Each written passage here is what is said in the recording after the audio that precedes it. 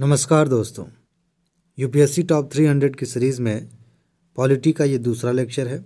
इसके पहले एक लेक्चर आ चुका है। अगर आपने नहीं देखा है तो तुरंत जाकर देखिए, क्योंकि इस सीरीज़ से मैं लगातार 3 सालों से सबूत दिखा रहा हूँ कि हर बार सिर्फ इतने ही टॉपिक से कट ऑफ से कहीं ज़्यादा प्रश्न आ रहे हैं, तो एक भी टॉपिक आपका छूटना नहीं चाहिए। बाकी पीडीएफ नोट्स सारी तैयार हैं, लगभग एडवांस में दी गई हैं। अगर आपके पास नोट नहीं है तो इसी वीडियो के डिस्क्रिप्शन में या फिर कमेंट में चले जाइए, वहाँ पर एक लिंक है, वहाँ से आपको पूरी जानकारी मिल जाएगी, आप नोट ले लेंगे। चलिए लेक्चर को शुरू करते हैं। और आज का जो टॉपिक है, पहला टॉपिक, वो है मूल अधिकार। हर साल यहाँ से प्रश्न पूछे जा रहे हैं और दो तरह से प्रश्न आते हैं। एक प्रश्न होता है जहाँ से सीधे सीधे या तो आपसे भाग पूछ लिया जाएगा या फिर अनुच्छेद पूछ लिया जाएगा। यूपीएससी की बात कर रहा हूँ, अभी उठा के देखिए लेटेस्ट वाला पेपर, सीधा सीधा अनुच्छेद पूछ लिया जाता है। लेकिन एक दूसरा है जिसमें कंसेप्ट पूछा जाता है। आपको अंदर की बात पता है तो आप जवाब दे पाएंगे, नहीं पता है तो नहीं दे पाएंगे। आज के लेक्चर में हम दोनों तरह की बातों को बहुत बारीकी से समझेंगे और मुझे लगता है कि इसके बाद आपको किसी किताब की ज़रूरत नहीं पड़ेगी, किसी दूसरे वीडियो की ज़रूरत नहीं पड़ेगी। तो चलिए एक एक करके समझते हैं कि मूल अधिकारों से कहाँ कहाँ से प्रश्न पूछे जाते हैं, कौन कौन सी बातें हमें ध्यान रखनी है और समझनी है। सबसे पहली बात, हमारे संविधान में भाग 3 में मूल अधिकारों की बात की गई है। अगर आप पीसीएस के पेपर्स देखेंगे, वहाँ पे ये क्वेश्चन बार बार पूछा जाता है, भाग पूछा जाता है, यूपीएससी ने भी पूछा है। अनुच्छेद कौन कौन से हैं? अनुच्छेद हैं 12 से लेकर के 35 तक। सामान्य तौर पर जब हम मूल अधिकार पढ़ते हैं तो 30-31 तक आके हमें लगता है कि चैप्टर कंप्लीट हो गया। ऐसा नहीं है, 12 से 35 तक। और शुरू भी हम करते हैं तो 14 से शुरू करते हैं, क्योंकि बेसिकली अधिकारों की जो साफ साफ बातें हैं वो अनुच्छेद 14 से शुरू होती हैं और 30 तक स्पष्ट रूप से दिखाई देती हैं और 32 में कुछ बातें हैं। इसीलिए हम सारी चीज़ों को नहीं पढ़ते। लेकिन ध्यान रखिएगा, अगर क्वेश्चन ऐसे पूछा जाए कि मूल अधिकारों की व्यवस्था किस अनुच्छेद से किस अनुच्छेद तक है, तो 12 से 35 तक ये आपको पता होना चाहिए। ठीक है। संविधान के भाग 3 को भारत का मैग्ना कार्टा कहा जाता है। ये लाइन आपको पीसीएस परीक्षाओं में कई बार देखने को मिल जाएगी। आगे अभी हम इंट्रोडक्शन देख रहे हैं कि यहाँ से कौन कौन से प्रश्न बनते हैं। इन्हें उच्चतम न्यायालय द्वारा गारंटी और सुरक्षा प्रदान की जाती है। यह प्रश्न भी कई बार पूछा जाता है कि जो मूल अधिकार हैं उनकी गारंटी कौन लेता है, उनकी सुरक्षा कौन करता है? Supreme court. ये बात ध्यान रखिए। संसद मूल अधिकारों में कटौती कर सकती है। यहाँ पे सुप्रीम कोर्ट के अलावा हाई कोर्ट का क्या रोल है, अभी हम आगे देखेंगे। यहाँ देखिए, ये लाइन बहुत महत्वपूर्ण है, इस पे यूपीएससी ने क्वेश्चंस पूछे हैं। संसद मूल अधिकारों में कटौती कर सकती है बिना संविधान के ढांचे को प्रभावित किए। इसके बारे में मैंने कई बार आपको समझाया है और ये बहुत महत्वपूर्ण है, मेंस में भी पूछा जाता है। संसद के पास इतनी शक्ति है कि वो संविधान के किसी भी हिस्से में संशोधन कर सकती है, मूल अधिकारों में भी कर सकती है। लेकिन संशोधन ऐसा नहीं होना चाहिए जो संविधान के मूल ढांचे को ही बदलने की कोशिश करे। अगर ऐसा हो तो सुप्रीम कोर्ट उस कानून को रद्द कर देगा। ठीक है जी। केशवानंद भारती मामला आपको पता होगा, इसी में आगे अभी हम देखेंगे भी। फिलहाल आगे बढ़ते हैं। मूल अधिकारों में कटौती संविधान संशोधन अधिनियम के तहत किया जा सकता है, न कि साधारण विधेयक द्वारा। मान लीजिए कि एक क्वेश्चन बनाया गया और उसमें कथन दिए गए कि मूल अधिकारों में संशोधन किस विधेयक के माध्यम से किया जा सकता है। उसमें लिखा है संविधान संशोधन विधेयक, साधारण विधेयक या धन विधेयक। ABC 3 ऑप्शन हो गए। और चौथा ऑप्शन हो गया उपरोक्त तीनों, यानी कि संविधान संशोधन विधेयक, साधारण विधेयक और धन विधेयक, इन तीनों के माध्यम से मूल अधिकारों में संशोधन किया जा सकता है। ऐसे ऑप्शन बनाए जाएं तो आप कंफ्यूज मत होइएगा। अगर मूल अधिकारों में कोई भी बदलाव करना है तो संविधान में संशोधन करना पड़ेगा। ठीक है ना। बाकी ये तीनों तरह के विधेयक क्या होते हैं ये नोट में आपको दिया गया है, आगे जब इसका नंबर आएगा तो मैं अच्छे से समझाऊंगा। फिलहाल राष्ट्रीय आपातकाल के दौरान ये भी पूछा जाता है। इंट्रोडक्शन में हर एक लाइन जो मैंने दी है वो कभी न कभी पूछा गया है। राष्ट्रीय आपात के दौरान अनुच्छेद 20 और अनुच्छेद 21 में दिए गए अधिकारों को छोड़कर बाकी निलंबित किए जा सकते हैं। समाप्त नहीं किए जा रहे हैं। निलंबित किए जाने का मतलब यह है कि फिलहाल उस दौरान जब राष्ट्रीय आपात हमारे देश में लागू है तो कोई व्यक्ति इस बात को लेके क्लेम नहीं करेगा कि ये मेरा मूल अधिकार, जैसे मान लीजिए अनुच्छेद 19 में ही है कि आप संगठन बना सकते हैं, ठीक है, पब्लिक में जाके अपनी बात कह सकते हैं, बोलने का अधिकार है, लेकिन आपातकाल लगा है तो सरकार कहेगी अभी नहीं करना ये, अगर आप करेंगे तो आपको सज़ा दी जाएगी। इसका मतलब ये नहीं कि हमेशा के लिए वो ख़त्म हो गया अधिकार, बस उस समय जब आपातकाल लगा हुआ है। लेकिन क्वेश्चन ये बनता है, कई बार पूछा गया है कि किन अनुच्छेदों को निलंबित भी नहीं किया जाएगा। अनुच्छेद 20 और 21, इसमें क्या है अभी आगे हम विस्तार से पढ़ेंगे, ठीक है। तो ये लाइन आप ध्यान रखिए। इसके बाद यहाँ देखिए अनुच्छेद 15, 16, 19, 29, 30, ऐसे ही इसको याद कर लीजिएगा और बहुत महत्वपूर्ण है। 15, 16, 19, 29, 30 इसमें दिए गए मूल अधिकार केवल भारतीय नागरिकों को प्राप्त हैं। हमारे देश में, भारत के अंदर सिर्फ भारतीय तो रहते नहीं हैं, विदेश से आए हुए लोग भी रह रहे हैं, बच्चे रह रहे हैं, पढ़ाई करते हैं, बहुत सारे कारोबारी हैं, अपना कारोबार करते हैं, लोग नौकरियां कर रहे हैं। तो भारत के अंदर दुनिया भर के देशों से आए हुए लोग रह सकते हैं, ठीक है, अपने अपने काम से। लेकिन कुछ लोग ऐसे हैं, कुछ लोग नहीं, भारत में ज़्यादातर जो लोग ऐसे हैं जो भारत में रहते हैं और भारत के नागरिक भी हैं, जैसे आप हैं, मैं हूँ, है ना। तो हमें कुछ स्पेशल अधिकार दिए गए हैं हमारे संविधान में। 15, 16, 19, 29, 30 इन आर्टिकल्स में जो अधिकार दिए गए हैं वो केवल भारतीय नागरिकों को दिए गए हैं। यहाँ से दो तरह से प्रश्न बनते हैं। एक प्रश्न बनता है सीधे आर्टिकल ऐसे ही पूछ लिया जाए, 3-4 लाइनें दी गई हैं और मतलब ये 3-4 अनुच्छेद इनमें से दे दिए जाएं और कहें कि बताओ कौन कौन से अनुच्छेद के अधिकार भारतीय नागरिकों को दिए गए हैं। लेकिन इससे थोड़ा सा जटिल ये हो जाता है कि अनुच्छेद 15 में जो बात कही गई है, अनुच्छेद 29 में जो बात कही गई है और 16 में बात कही गई है, ऐसे ही मान लेते हैं अनुच्छेद 21 में कोई बात कही गई है, उन बातों को, उन लाइनों को लिख करके यूपीएससी ने आपके सामने रख दिया। अब कहे कि बताइए इनमें से कौन से अधिकार सिर्फ भारतीय नागरिकों को मिले हैं या कौन से अधिकार जो है भारतीय नागरिकों के साथ साथ विदेशियों को भी मिले हैं। तो ऐसे प्रश्नों का उत्तर देने के लिए आपको ये जानना ज़रूरी होगा कि अनुच्छेद 15 में है क्या, अनुच्छेद 30 में है क्या, और आज हम यही सब समझेंगे। तो फिलहाल इन अनुच्छेदों में जो बातें हैं वो सबको प्राप्त हैं, मतलब केवल भारतीयों को प्राप्त हैं, और इसके अलावा जो अनुच्छेद हैं उनमें जो बातें हैं वो सबको प्राप्त हैं। भारतीय नागरिकों को तो प्राप्त हैं ही, बाकी विदेशियों को भी प्राप्त हैं।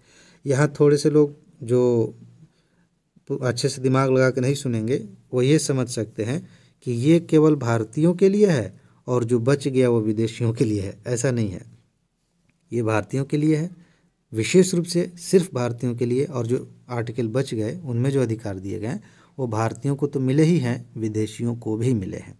ये बात आप ध्यान रखिए, ठीक है। इसके बाद मूलतः संविधान में संपत्ति का अधिकार था। इस पे कई बार प्रश्न पूछेगा, यूपीएससी ने भी पूछा है, पीसीएस में भी पूछा है। एक मज़ेदार बात मैं आपको बताता हूँ, जब मैं पीसीएस वाला लेक्चर लेता हूँ, जैसे 34 साल वाली सीरीज चल रही है, अगर आप उस लेक्चर को देखते हैं तो मैं आपको बार बार याद दिलाता हूँ, जहाँ भी ऐसे तथ्य, ऐसी लाइनें आती हैं, मैं याद दिलाता हूँ कि ये प्रश्न यूपीएससी ने पूछा है, ये ज़रूरी होता है। वैसे ही जब मैं यूपीएससी के लिए पढ़ाता हूँ तो बार बार याद दिलाता हूँ कि यूपीएससी ने तो ये पूछा ही है, पीसीएस में ये तथ्य पूछा गया है। इसका फ़ायदा क्या होगा? इसका फ़ायदा ये होगा कि यूपीएससी वाले जो पढ़ाई करने वाले दोस्त हैं, जो सिर्फ यूपीएससी की तैयारी करते हैं, वो ये ना समझें कि हम कोई बहुत ज़्यादा स्पेशल पढ़ रहे हैं जो पीसीएस से बिल्कुल अलग है, और पीसीएस वाले ये ना समझें कि हम कुछ ऐसा पढ़ रहे हैं जो यूपीएससी से बिल्कुल अलग है। 90% चीज़ें जो आप पढ़ रहे हैं ना जीएस में, वो सब कॉमन है, वही सारी चीज़ें, बस पूछने का तरीका बदल जाता है। पीसीएस में थोड़ा फैक्चुअल हो जाता है और यूपीएससी मिक्स कर देती है फैक्ट्स और कंसेप्ट एक साथ, ठीक है। तो फिलहाल संपत्ति के अधिकार पर क्वेश्चन पूछे गए हैं। पहले ये अनुच्छेद 31 में था, लेकिन 44वां संविधान संशोधन किया गया, ये पूछा जाता है कब किया गया था?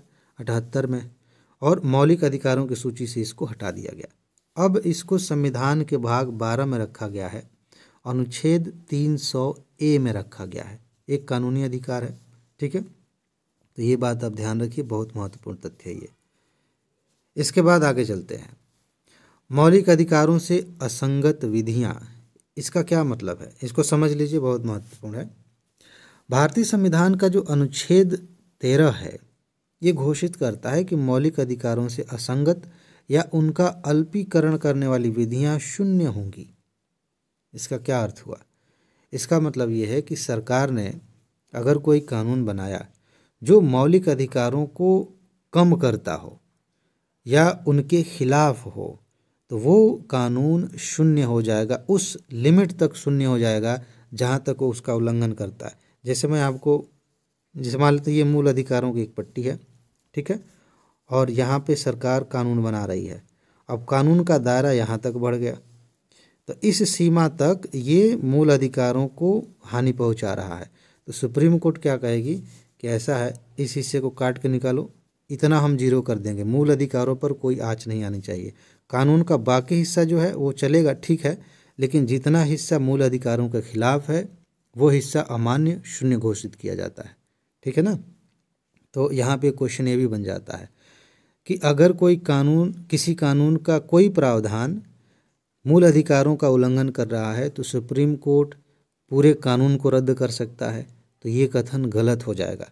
पूरे कानून को रद्द नहीं कर सकता, कोई ज़रूरत भी नहीं है, सिर्फ कानून के उस प्रावधान को, उस हिस्से को जो मूल अधिकारों का उल्लंघन कर रहा है।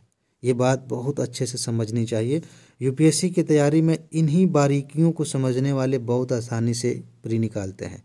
बाकी बहुत बड़ी बड़ी बातें करके, इधर उधर के तथ्यों के पीछे पड़ के ज़्यादा चीज़ें नहीं होती हैं। अगर आपने एक एक बारीकी पकड़ी तो इसी को कहते हैं कि आपका कंसेप्ट एकदम क्लियर है, ठीक है। जैसे अब अभी हमने कानून के बारे में देखा। फिलहाल ये जो शक्ति है सर्वोच्च न्यायालय अनुच्छेद 32 के तहत और उच्च न्यायालयों, हाई कोर्ट्स में अनुच्छेद 226 के तहत प्राप्त है, इनको प्राप्त है। और हमने अभी देखा कि संरक्षण करने का काम सुप्रीम कोर्ट का है, मतलब न्यायालय का है, न्यायपालिका का। तो बाकायदा इन अनुच्छेदों का इस्तेमाल करके मूल अधिकारों के खिलाफ कोई भी गतिविधि सरकार करती है तो उससे हमें सुरक्षा मिलती है। हालांकि सर्वोच्च न्यायालय ने केशवानंद भारती मामले में 1973 में कहा कि मौलिक अधिकारों के उल्लंघन के आधार पर संवैधानिक संशोधन को चुनौती दी जा सकती है। अब यहाँ पे ध्यान दीजिए, ये लाइन थोड़ी सी एक्स्ट्रा है लेकिन समझने लायक है। मान लीजिए कि सरकार, अभी हमने पढ़ा कंसेप्ट, देखिए अगर आपको लगता है कि मैं ज़्यादा खींच रहा हूँ तो समझ जाइए कि आप उन लोगों में से नहीं हैं जो समझने पर ध्यान देते हैं। आप उन लोगों में से हैं जो सोचते हैं कि जल्दी जल्दी कहीं से कुछ मिल जाए और तुरंत तैयार हो जाए। मैं यूपीएससी ऐसा करना है तो फिर एमसीक्यू सीरीज़ में जल्दी जल्दी मैं चीज़ें बता देता हूँ। यूपीएससी के लिए आप पढ़ रहे हैं तो प्लीज़ आप धैर्य से मेरी बात को सुनिए और समझिए।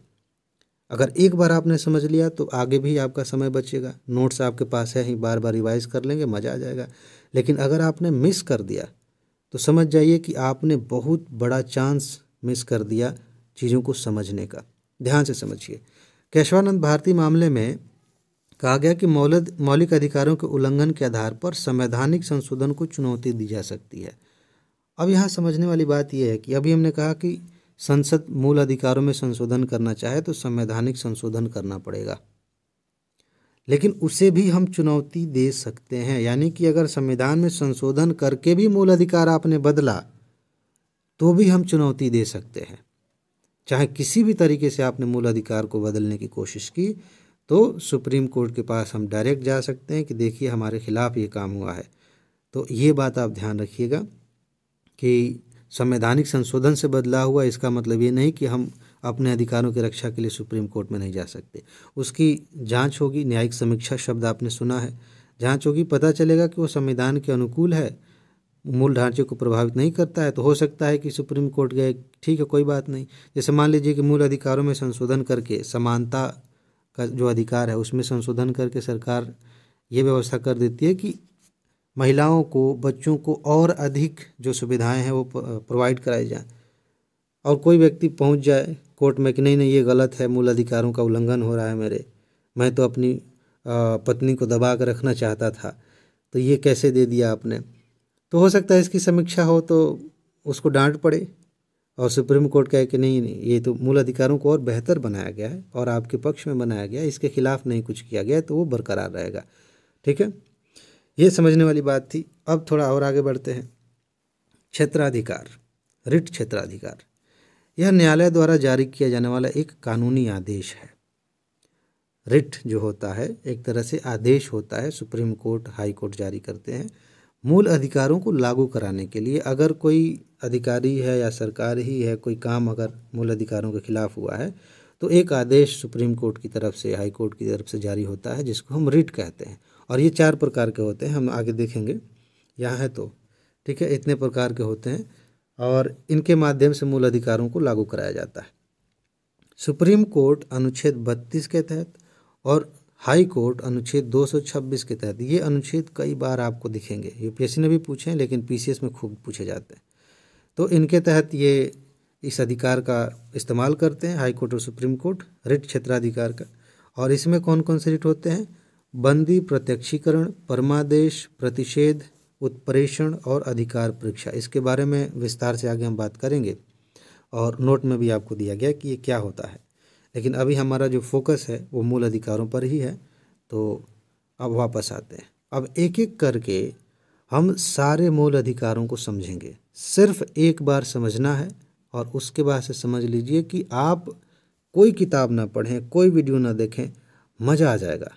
आज तक मैं दावे के साथ कह सकता हूं कि ऐसे इस तरह से आपने मूल अधिकारों को नहीं समझा होगा। तो खूब प्यार से एक एक चीज़ समझते चलिए, मज़ा आ जाएगा। पहला जो अधिकार है मूल अधिकारों में वो है समता का अधिकार, जो कि अनुच्छेद 14 से 18 तक है। एक प्रश्न ऐसे भी बनता है कि समता का अधिकार कहाँ से कहाँ तक है, किन अनुच्छेदों को उसमें शामिल किया गया है, स्वतंत्रता के अधिकार में कौन से अनुच्छेद हैं, धार्मिक स्वतंत्रता में कौन से अनुच्छेद हैं, तो ये आपको पता होना चाहिए। अब इसमें एक एक करके देखते हैं। अनुच्छेद 14 क्या कह रहा है? विधि के समक्ष समता और विधियों का समान संरक्षण। ये विधि के समक्ष समता का क्या मतलब है? इसमें कहा गया है कि भारत के राज्य क्षेत्र में किसी व्यक्ति को विधि के समक्ष समता या विधियों के समान संरक्षण से वंचित नहीं किया जाएगा। कानून के आगे सब बराबर हैं, कानून सब पर एक जैसे लागू होता है। ठीक है, प्रत्येक व्यक्ति चाहे वह देश का नागरिक हो या विदेशी हो, सभी पर यह अधिकार लागू होता है। ये चीज़ ध्यान रखिएगा। अब ऐसा नहीं होगा कि कानून के सामने अगर कोई व्यक्ति अपराध किया है तो भारत का नागरिक है तो उसी, मान लेते चोरी किया किसी ने, तो भारत का नागरिक है तो कम सज़ा मिलेगी, विदेश का नागरिक है तो ज़्यादा मिलेगी। ऐसा नहीं है, कानून के सामने सब बराबर। ओके, इसके अतिरिक्त शब्द में विधिक व्यक्ति अर्थात संवैधानिक निगम, कंपनियां, पंजीकृत समितियां या किसी भी अन्य प्रकार का विधिक व्यक्ति सम्मिलित होता है। यहाँ विधिक व्यक्ति से मतलब कोई इंसान ही नहीं, कोई कंपनी, कोई संस्था, इन पर भी सारे कानून एक जैसे लागू होंगे। ठीक है, जैसे नॉर्मली कई बार ऐसा होता है कि किसी कंपनी के खिलाफ ही केस हो गया, तो जो कानून बनाए गए हैं कि ऐसे ऐसे प्रावधान है, ये सज़ा दी जाएगी, तो उस कंपनी पर वो चाहे जुर्माना लगाना हो या फिर हो सकता है कि जेल का प्रावधान हो, तो जो कंपनी का मालिक है फिर वो झेलेगा।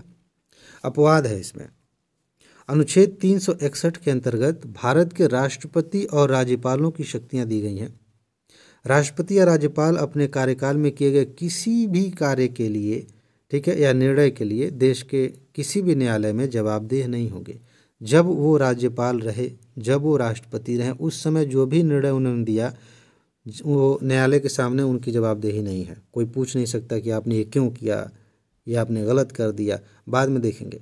राष्ट्रपति या राज्यपाल के विरुद्ध उनकी पदावधि के दौरान किसी न्यायालय में किसी भी प्रकार की दंडात्मक कार्यवाही प्रारंभ या चालू नहीं की जा सकती कि वो राष्ट्रपति भी हैं और उनके खिलाफ एक फौजदारी मुकदमा चल रहा है, ऐसा नहीं हो सकता।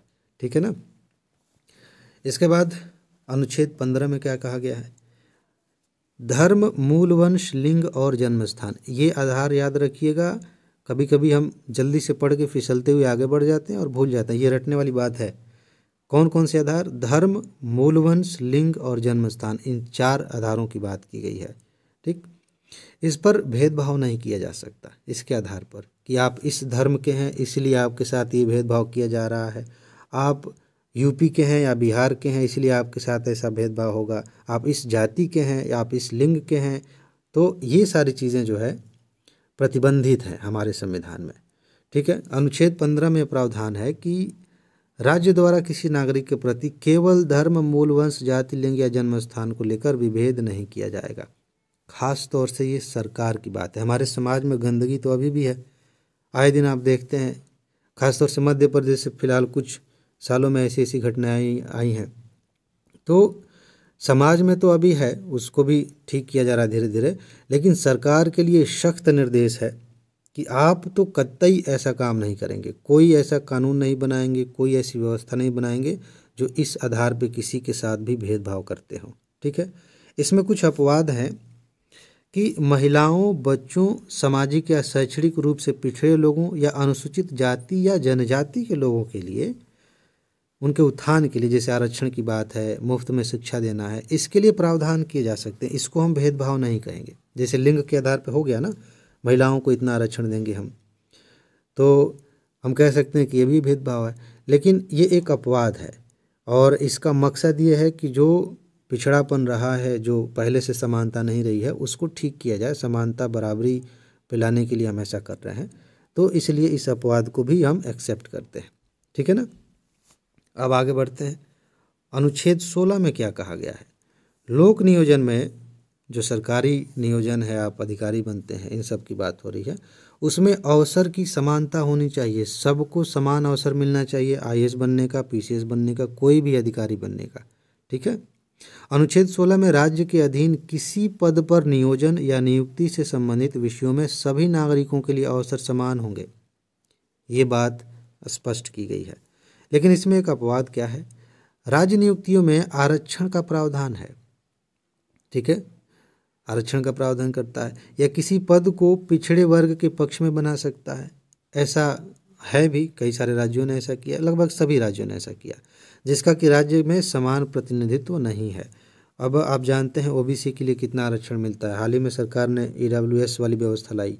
तो कहने का मतलब यह है कि इसमें पदों में समानता होनी चाहिए, लेकिन उस समानता को और बेहतर बनाने के लिए सरकार आरक्षण की व्यवस्था करती है कि जो लोग अब तक पिछड़े हुए आए हैं, जिनका समान प्रतिनिधित्व नहीं है सरकारी नौकरियों में, उनके लिए, सरकारी नौकरी से मतलब सिर्फ यही नहीं जो आप परीक्षा दे तैयारी कर रहे हैं, बहुत सारी यूनिवर्सिटीज़ हैं, सरकारी कॉलेज हैं, सब की बातें हो रही हैं, तो उनमें प्रतिनिधित्व बढ़े, समानता है, इसलिए आरक्षण की व्यवस्था की जा सकती है। इसके अलावा किसी संस्था या इसके कार्यकारी परिषद के सदस्य या किसी भी धार्मिक आधार पर व्यवस्था की जा सकती है। ये इस लाइन को जरा मैं समझूं, इसको क्या लिखा गया है। इसके अतिरिक्त किसी संस्था या इसके कार्यकारी परिषद के सदस्य या किसी भी धार्मिक आधार पर व्यवस्था की जा सकती है। ये थोड़ा सा इस लाइन में एक कोई शब्द मिसिंग है, लेकिन मैं आपको समझा देता हूँ कि अगर कोई संस्था इस नेचर की है, किसी खास संस्था ने ऐसा मतलब किसी धर्म ने ऐसी संस्था बनाई है, तो वहाँ पर वो अलग है, थोड़ा सा सेपरेट मामला है। धर्म के आधार पर आप जानते हैं हिंदू धर्म में जो संस्थाएं बनती है वो धार्मिक आधार पर व्यवस्था बन जाती है। मुस्लिम धर्म में जो अपनी संस्थाएं उन्होंने बनाई हैं वो राज्य सरकार ने, केंद्र सरकार ने नहीं बनाई है, तो अलग व्यवस्था की जा सकती है। हालांकि आप जानते हैं हम धर्मनिरपेक्ष, पंथ निरपेक्ष होने के बावजूद इस बात की निगरानी रखते हैं कि धर्म कैसे चल रहे हैं। तो इसका मतलब ये नहीं कि कोई भी संस्था कुछ भी गड़बड़ करे हम देखते रहेंगे चुपचाप। तो सरकार सभी धर्मों की संस्थाओं पर निगरानी रखती है एक तरह से कि कुछ गड़बड़ ना हो। फिलहाल ये उतना महत्वपूर्ण नहीं है।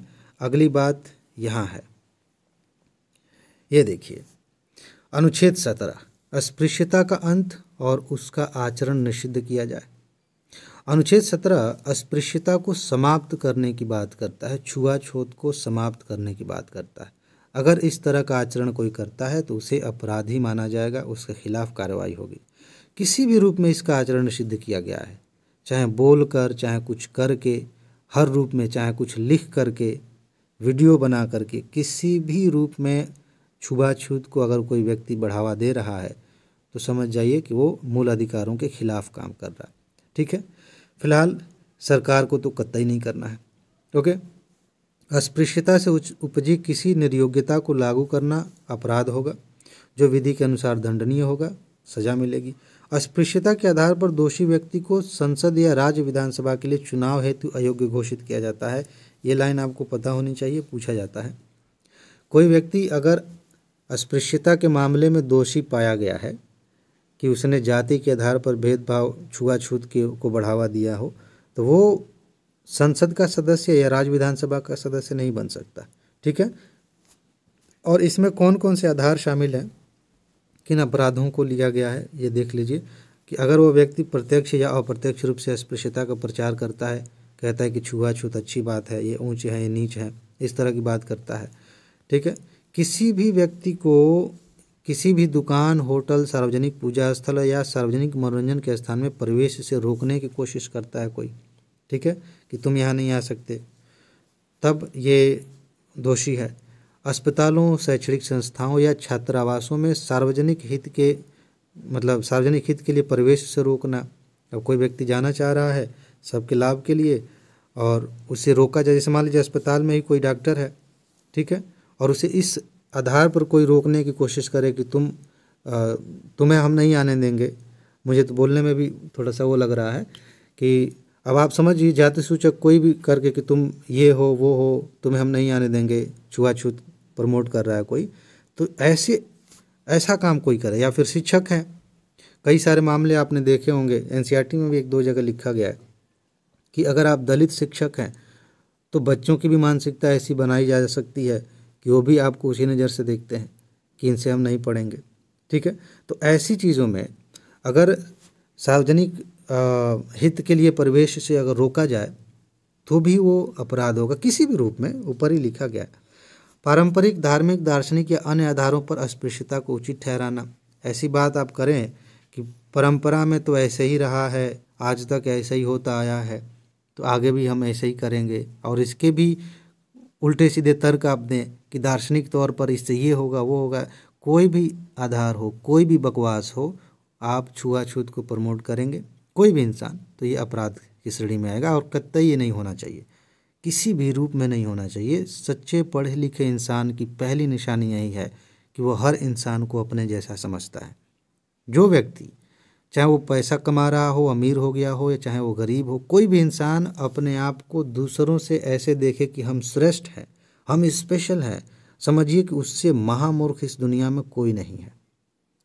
हाँ, ये अलग बात है कि आपको अपनी प्राइवेसी है, आप आराम से अपने घर में रहिए, खुश रहिए अपनी ज़िंदगी में, कोई दिक्कत नहीं है, लेकिन आप दूसरों से इसलिए दूर दूर भाग रहे हैं कि नहीं हम इनके साथ रहेंगे तो ये तो हमसे नीच हैं, ये तो हमसे बहुत पता नहीं तोप है, हमसे बहुत ऊपर है, इनके साथ हम रहेंगे तो हम नीचा महसूस करेंगे।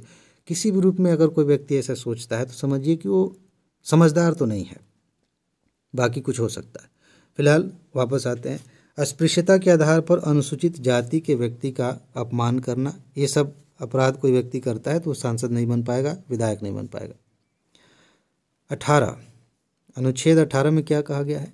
सेना या विद्या संबंधी सम्मान के अलावा कोई भी उपाधि आप धारण नहीं कर सकते कि राजा साहब, महाराजा साहब, इस टाइप का पद नहीं धारण कर सकते, ठीक है। तो अनुच्छेद 18 उपाधियों के अंत की बात करता है। यह निषेध करता है कि राज्य सेना या शिक्षा संबंधी सम्मान के अलावा कोई उपाधि प्रदान नहीं करेगा। महाराजा, अधिराज, फलाना ढिमकाना, इस तरह की कोई उपाधि नहीं होगी। सेना में आप जानते हैं कई तरह की उपाधियां दी जाती हैं, शिक्षा में भी दी जाती हैं, साहित्य में भी, तो ये उपाधियां दी जाती हैं, ठीक है, लेकिन इसके अलावा कोई उपाधि नहीं दी जाएगी। यह निषेध करता है कि भारत का कोई नागरिक विदेशी राज्य से उपाधि प्राप्त नहीं करेगा, ठीक है। आगे अभी हम देखेंगे इसके बारे में। कोई विदेशी, यहाँ देखिए, कोई विदेशी राज्य के अधीन लाभ या विश्वास के पद को धारण करने वाला कोई व्यक्ति किसी विदेशी राज्य से कोई भी उपाधि भारत के राष्ट्रपति की सहमति के बिना स्वीकार नहीं कर सकता। राष्ट्रपति की सहमति बहुत ज़रूरी है। और राज्य के अधीन लाभ या विश्वास का पद धारण करने वाला कोई व्यक्ति किसी विदेशी राज्य से या उसके अधीन किसी भी रूप में भेंट या उपलब्धि या पद राष्ट्रपति की सहमति के बिना स्वीकार नहीं कर सकता। इसको थोड़ा और सिंपल में कर दें तो कहने का मतलब ये है कि हमारे देश का कोई व्यक्ति कहीं विदेश में भी काम कर रहा है, किसी देश में, वहाँ की सरकार उसे सम्मान देना चाहती है, ठीक है, वहाँ का हो सकता है अलग स्पेशल सम्मान हो, तो राष्ट्रपति इसकी स्वीकृति देंगे। कोई बाहर का भी व्यक्ति हमारे यहाँ काम कर रहा है और अच्छे पद पर है, उसे भी सम्मान मिलना है, तो हमारे राष्ट्रपति की स्वीकृति ज़रूरी है, ठीक है, ये चीज़ ध्यान रखिए। अब हम बात करते हैं दूसरे समूह की, जिसको हम कहते हैं स्वतंत्रता का अधिकार। आज़ादी दी गई है हमारे संविधान में, और फिलहाल पिछले कुछ वर्षों से यूपीएससी ने इसी सेक्शन से सबसे ज़्यादा प्रश्न पूछे हैं, अनुच्छेद 19 से लेकर के 22 के बीच में, खासतौर से 19 और 21, इन अनुच्छेदों से ज़्यादा प्रश्न आए। हालांकि 2020 में अनुच्छेद 22 में थोड़ा सा और डिटेल में जाके, 20 में, वहाँ से क्वेश्चन पूछा था 21 के आसपास। मतलब कुल मिला के ये है कि यहाँ से लगभग हर साल प्रश्न आ रहे हैं। अब देखिए यहाँ से का मतलब मूल अधिकारों से। सबसे पहले हम अनुच्छेद 19 की बात कर लेते हैं। अनुच्छेद 19 में 6 अधिकारों की बात की गई है, 6 अधिकारों की सुरक्षा दी गई है और ये आपको रट लेने हैं, याद कर लेना है। अगर आप उस ज़माने के व्यक्ति हैं जिनको सिखाया जाता था कि यूपीएससी क्वालिफाई करना है, तो कंसेप्चुअल क्लैरिटी बहुत ज़रूरी है, इसके बिना काम नहीं चलेगा। और उसी में आपने ये मान लिया था कि इसका मतलब ये होता है कि हमें तथ्य नहीं याद करने, तो समझ जाइए कि आप मूर्खता की श्रेणी में पहुंचने वाले हैं। क्योंकि आप 2024 का पेपर उठाकर देखिए, 2023 का पेपर उठाकर देखिए, आपकी आंखें खुल जानी चाहिए। और अगर आंखें नहीं खुल रही हैं तो समझ जाइए कि आपको अंधा बना दिया गया है, आप भेड़ चाल में फंस चुके हैं। यूपीएससी ज़्यादातर प्रश्नों में कंसेप्ट के साथ तथ्य भी पूछ रही है और तथ्य आपको याद होने चाहिए। और याद करने में अगर हम कहें कि आपको रट लेना चाहिए तो ये सबसे सटीक बात है।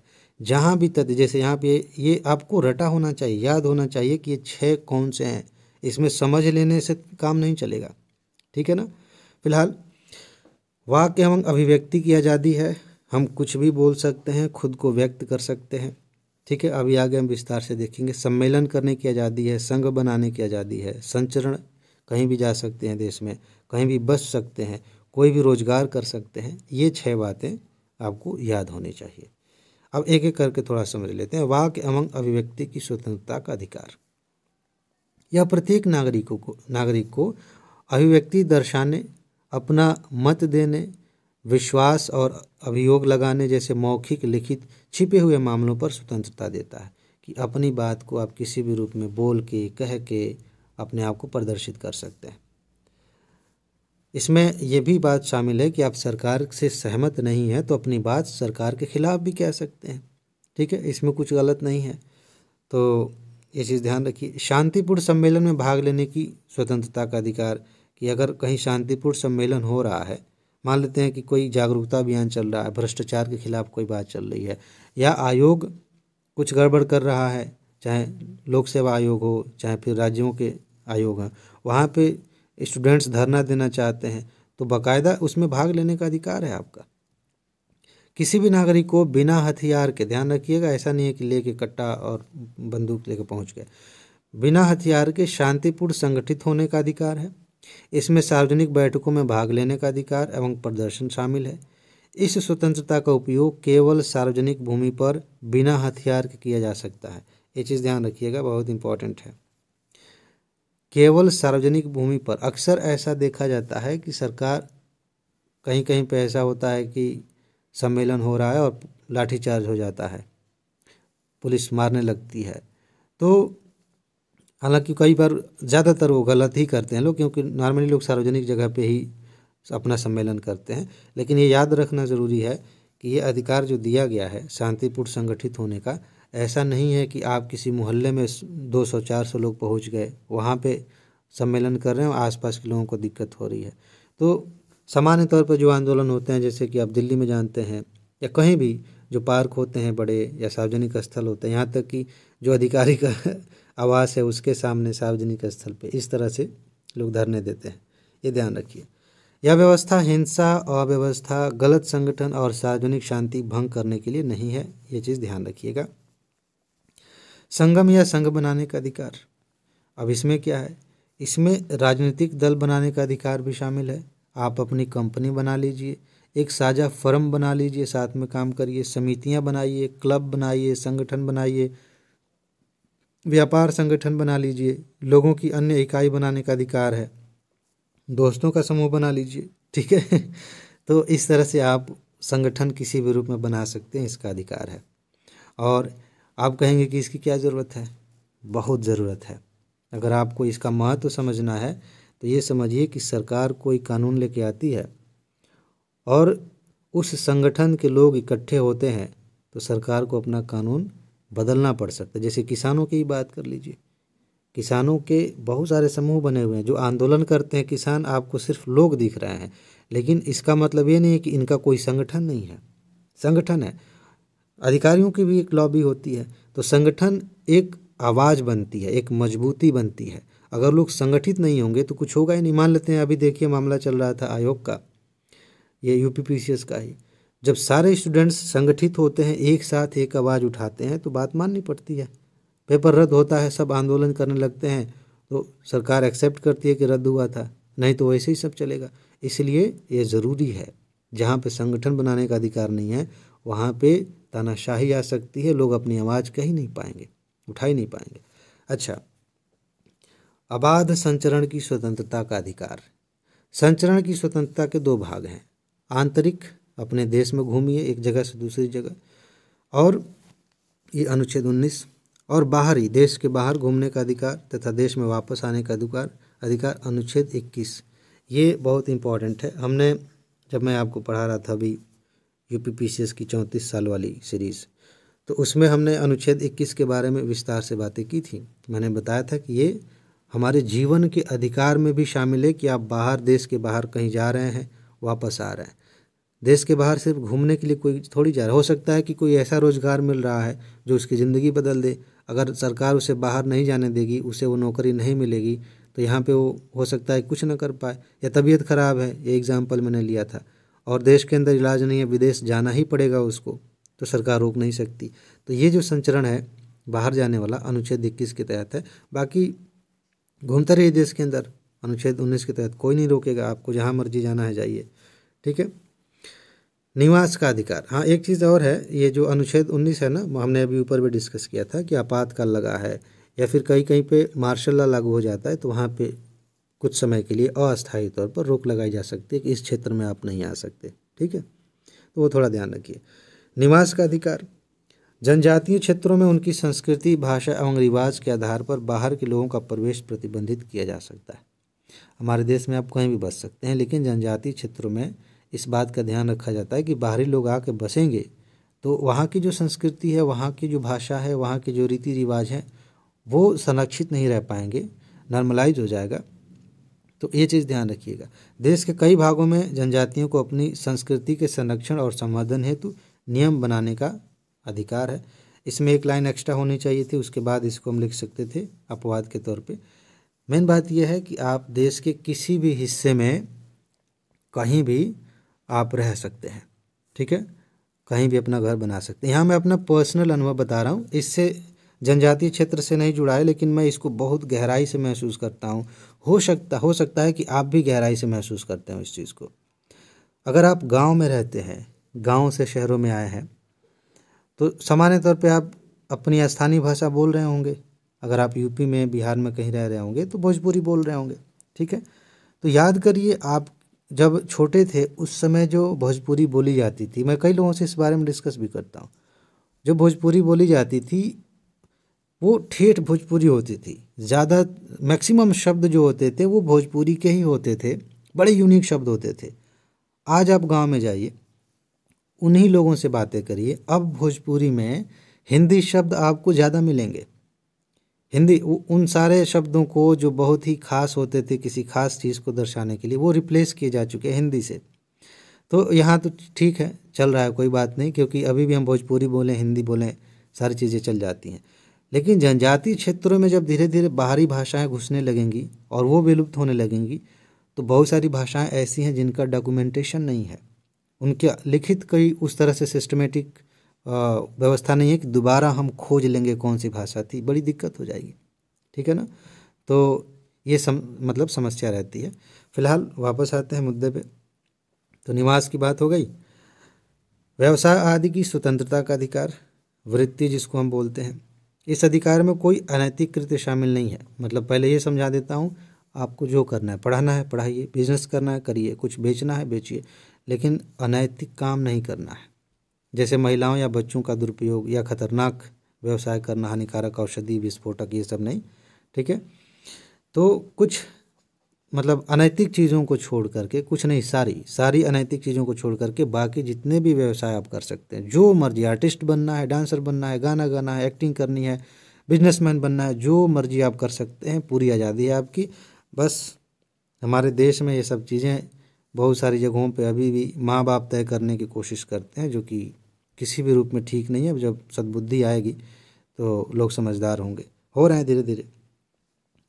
अनुच्छेद 20, इसमें क्या है, अपराधों के लिए दोष सिद्धि के संबंध में संरक्षण। कोई व्यक्ति अपराध किया है, ठीक है, अब उस पर इल्ज़ाम लग चुका है, हिरासत में हो सकता है, उसे रखा गया है।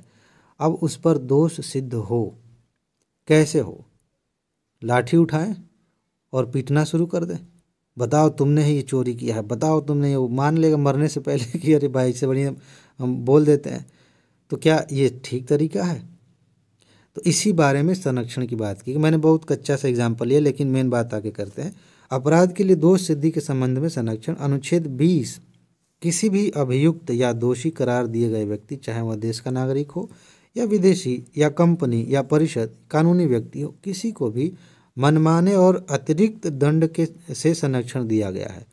कि ऐसे नहीं कि अपनी मर्जी से हमने उसे दोषित बना दिया है और ज़रूरत से ज़्यादा सज़ा दे दी। किसी ने किसी का पेन चुरा लिया और उसके लिए कह रहे हैं कि इसे फांसी की सज़ा दे देंगे, ऐसे तो नहीं हो सकता ना। तो ये चीज़ ध्यान रखिएगा। मैंने एक वीडियो देखी थी, शायद आपने देखा होगा, चैनल एक मेक जोक ऑफ, उस पर एक कोर्ट का ड्रामा वाला सीन था, शायद आपने देखा होगा। तो किस्सा ऐसा था कि थप्पड़ से बात शुरू हुई थी कि मैंने इनको जोक सुनाया था और इन्होंने हंसा नहीं, जब नहीं हंसे तो हम थप्पड़ मार दिए, ऐसा कुछ था। लास्ट में बहुत अच्छा है, आप कभी देखिएगा। तो ऐसा हुआ कि जज साहब कह रहे हैं बताओ यार क्या करें इसका, कह रहे फांसी दो। अब उसने थप्पड़ मारा था और ये कह रहा है कि फांसी दो इसको।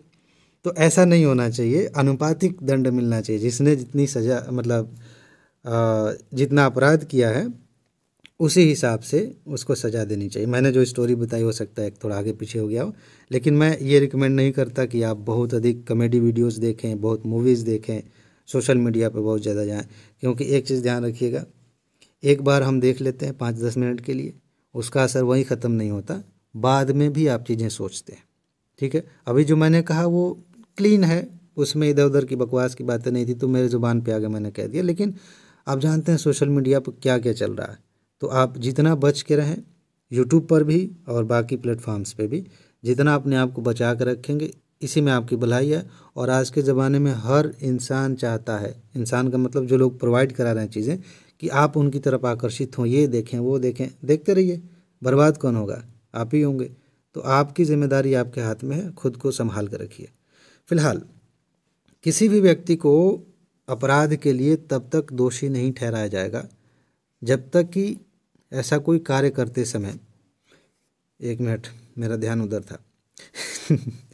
किसी भी व्यक्ति को अपराध के लिए तब तक दोषी नहीं ठहराया जाएगा जब तक कि ऐसा कोई कार्य करते समय जो व्यक्ति अपराध के रूप में आरोपित है, किसी प्रवृत्ति विधि के अतिक्रमण नहीं किया गया है। कहने का मतलब ये है कि अगर किसी इंसान ने किसी कानून का उल्लंघन नहीं किया है, उस समय जो कानून बना हुआ था उसके खिलाफ उसने काम नहीं किया है, तो उसे दोषी नहीं ठहरा सकते। इसका क्या मतलब है?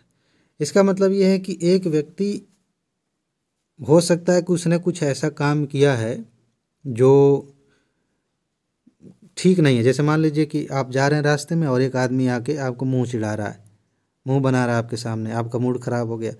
तो अभी ऐसा कोई नियम नहीं बनाया गया, कानून नहीं बनाया गया कि अगर कोई मुंह चिढ़ाए आपको तो उससे क्या सज़ा मिलनी चाहिए, तो उसे हम अपराधी घोषित नहीं कर सकते, ठीक है। ये मैं छोटा सा एग्जांपल ले रहा हूँ, लेकिन थोड़ा इसको बड़ी स्केल पर करें तो बहुत सारी ऐसी चीज़ें हैं जो पहले हो रही थी और उस समय कानून नहीं बने थे तो अपराधी नहीं थे। इसका सबसे बढ़िया एग्जाम्पल ये हो सकता है, जो दल बदल वाला कानून बनाया, तो पहले तो खूब हो रहा था, एक दल से निकले दूसरे में गए, आया राम गया राम, ये आपने सुना होगा।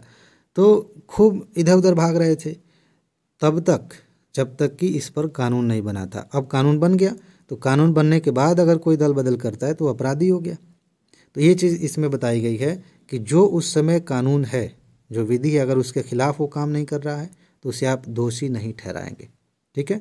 उसके बाद हो सकता है कि कानून बना दिया जाए, पहचान में आ जाती हैं चीज़ें, जब कोई अपराध होता है तब पहचान में आता है, ओ हो ये तो गलत बात है, इस पर कानून होना चाहिए, तो सरकार कानून बनाती है, तब से वो अपराध, उस श्रेणी के काम अपराध कहलाएंगे। अच्छा, किसी भी व्यक्ति को एक ही अपराध के लिए एक से अधिक बार अभियोजित या दंडित नहीं किया जाएगा। इसका क्या मतलब? मान लीजिए एक व्यक्ति साइकिल चोरी कर रहा था, पकड़ा गया और उसे 1 हफ्ते की सज़ा हो गई। अब मुझे नहीं पता इसके लिए क्या सज़ा होती होगी। मान लेते हैं, कल्पना कर लेते हैं 1 हफ्ते जेल में रहा वो। अब बाहर निकला और बगल वाले गांव का था, एक आदमी दूसरा देख लिया, अरे यही तो साइकिल चुराया था, फिर लेके गए थाने में, फिर इसको बंद करो, यही चोर है। ऐसा नहीं, एक बार सज़ा काट ली उसने तो ठीक है, बात बराबर हो गई। एक ही अपराध के लिए बार बार उसे सज़ा नहीं दी जाएगी किसी भी इंसान को, ठीक है। ये ज़रूर हो सकता है कि उस अपराध के लिए आने वाले समय में और कठिन प्रावधान हो जाएं और कड़े प्रावधान हो जाएं कि 1 हफ्ते की जगह 1 महीने जेल में रहना होगा। लेकिन इसका मतलब ये नहीं कि जिस दिन वो 1 हफ्ते में जेल से निकला, अगले दिन कानून बन गया कि अब 1 महीने के लिए आदमी जो साइकिल चुराएगा वो जेल में रहेगा। तो अब इस व्यक्ति को कहें कि नहीं नहीं 1 हफ्ता हुआ ना, अभी 3 हफ्ता और रहोगे तुम जेल में। ये बेसिक चीज़ें समझ लीजिए। जिस समय उसे बंद किया गया 1 हफ्ते के लिए, उस समय जो कानून था उसके अनुसार उसने सज़ा काट ली। अब उसके जेल में जाने के अगले ही दिन कोई कह दे, सरकार कानून बना दे कि साइकिल चोरी पर 1 महीने के लिए जेल में रहना पड़ेगा, तो भी उस व्यक्ति को सिर्फ 1 हफ्ते की सज़ा काटनी है, ठीक है। नया कानून भले बन गया, उसमें ज़्यादा प्रावधान हो गए, कोई बात नहीं। तो ये चीज़ ध्यान रखिएगा। किसी भी अपराध के लिए अभियुक्त व्यक्ति को स्वयं अपने विरुद्ध साक्षी होने के लिए बाध्य नहीं किया जाएगा। इस चीज़ का दुरुपयोग बहुत अधिक किया जाता है, बहुत ही ज़्यादा किया जाता है और फिल्मों में इसका बहुत महिमा मंडन किया जाता है, ठीक है। कहीं कहीं भी इसको सही ठहराने की कोशिश की जाती है। कभी कभी तार्किक रूप से बुद्धि कहती भी है कि ढीठ होते हैं अपराधी, मानते नहीं जल्दी, तो पीट पाट के जैसे भी करके उनसे निकलवाया जाता है। लेकिन और भी तरीके हो सकते हैं। आजकल टेक्नोलॉजी इतनी बेहतर हो गई है कि आप लाई डिटेक्टर हो या कुछ है और भी केमिकल उसको दिए जाते हैं, दवाइयाँ, उससे वो सच बोल दे। तो कुल मिला के ये है कि और तरीके अपनाए जा सकते हैं किसी को पीड़ित करने के अलावा। तो अपराध के जो अभियुक्त हैं उनके विरुद्ध कोई ऐसा नहीं करें कि तुम्हें पीट के या किसी भी रूप में ये कह दें कि तुम ये कबूल कर लो कि तुम ही अपराधी हो, ये नहीं कर सकते। पिछले कुछ सालों में तमिलनाडु में आपने देखे होंगे कई मामले आए थे, जेल में कई लोगों की मृत्यु हो गई। बाप बेटे थे एक ही करके, और बाप बेटे एक ही करके तो होते हैं। कहने का मतलब ये है कि बाप बेटे थे बेचारे, जेल में उनको ले गए सब, पता नहीं क्या अपराध था, और पीट इतना मार दिए कि मृत्यु हो गई। तो ये चीज़ नहीं होनी चाहिए, ठीक है ना। और अपने खिलाफ गवाही देने के लिए बाध्य न किया जाए, इसके लिए सुप्रीम कोर्ट ने एक व्यवस्था बनाई थी, अभी भी ये है कि अगर कोई व्यक्ति जेल में है और कह देता है कि हाँ मैंने ही ये काम किया था, ये अपराध किया था, फिर भी अगर कोर्ट में उसे पेश किया जाता है और वो वहाँ बदल जाए, कहे कि नहीं नहीं मैंने ये नहीं किया था, तो उसके खिलाफ कुछ नहीं होगा। क्योंकि संभावना ये मान के चली जा सकती है, कोर्ट मानता है कि हो सकता है किसी ने दबाव में ये बात कही हो, तो वो वहाँ से इनकार कर सकता है, ठीक है। तो ये चीज़ ध्यान रखिए। अब हम आते हैं अनुच्छेद 21 पे, प्राण एवं दैहिक स्वतंत्रता का संरक्षण। प्राण एवं दैहिक स्वतंत्रता, एक तो प्राण की स्वतंत्रता कि किसी भी व्यक्ति की जान सबसे ज़्यादा प्यारी है, उसकी जान नहीं लेंगे बिना मतलब के, ठीक है।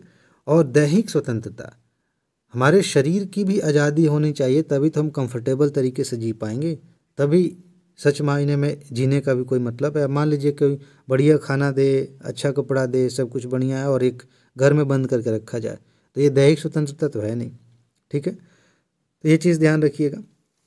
फिलहाल अनुच्छेद 21 में ये घोषणा की गई है कि किसी व्यक्ति को उसके प्राण या दैहिक स्वतंत्रता से विधि द्वारा स्थापित प्रक्रिया के अनुसार ही वंचित किया जाएगा, अन्यथा नहीं।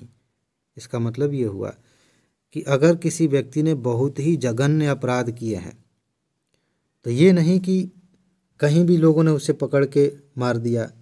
अक्सर सरकारें ऐसा करती हैं जन आंदोलन को रोकने के लिए कि इनकाउंटर हो जाता है, और भी व्यवस्थाएं हैं, और लोगों को लगता है कि ठीक भी है, वैसे जेल में जाता फिर से छूट के आ जाता। तो क्यों छूट के आता? इसका मतलब वहाँ कुछ गड़बड़ है सिस्टम में, तो सिस्टम ठीक किया जाए। जो अपराधी है उसके लिए जो प्रक्रिया बनाई गई, अगर जान ही लेनी है तो उस प्रक्रिया का पालन करते हुए, वो इस लायक नहीं है कि वो जिंदा रहे, उसने बहुत ही जघन्य अपराध किए, 100 लोगों को गोली मार दी थी, जो भी किया, तो उसके लिए स्थापित प्रक्रिया है, उसी के अनुसार उसकी जान ली जाएगी, अन्यथा नहीं, ठीक है। और दैहिक स्वतंत्रता से अगर मान लीजिए किसी को जेल में ही डालना है तो भी कानून होना चाहिए, ठीक है।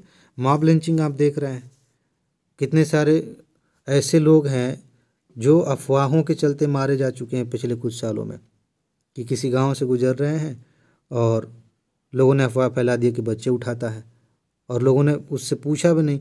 और नॉर्मली आदमी क्या कहेगा, मैं बेगुनाह हूँ, मैं कुछ नहीं जानता, यही तो कहेगा।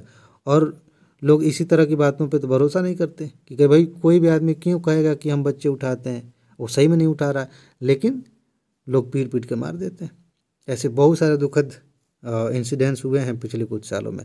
तो अगर कोई व्यक्ति गुनहगार है, संदेह के घेरे में है, तो उसके लिए कानून व्यवस्था है, पुलिस बुलाइए, पकड़वाइए, छानबीन होगी, फिर पता चलेगा कि अपराधी है कि नहीं है। तो ये व्यवस्था हमारे संविधान में की गई है। ठीक है।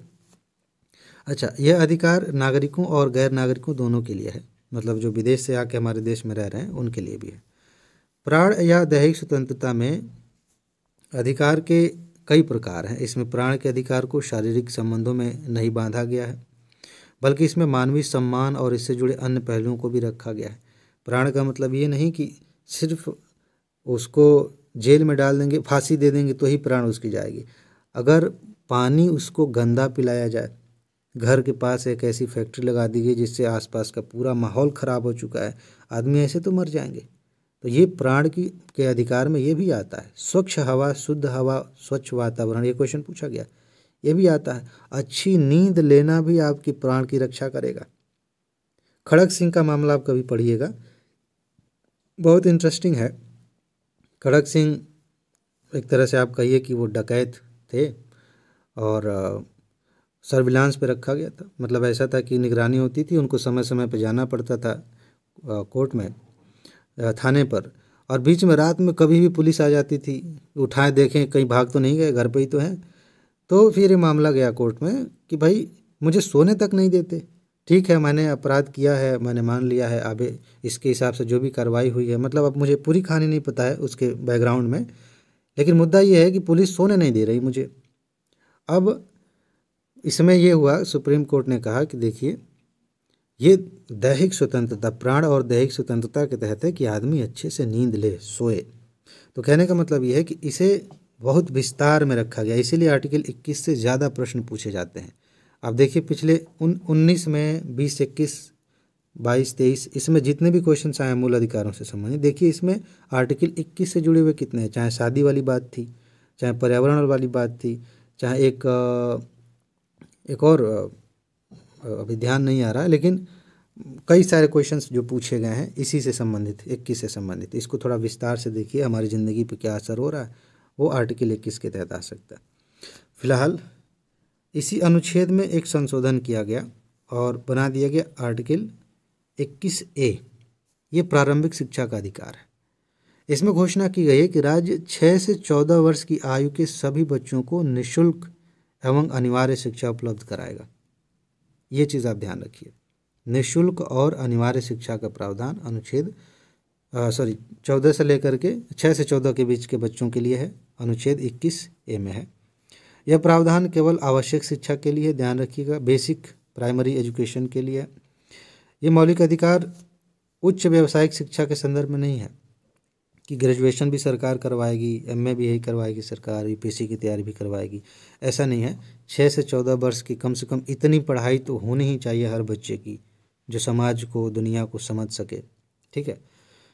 इसके बाद ये प्रावधान कब जोड़ा गया था? 86वां संविधान संशोधन हुआ था 2002 में।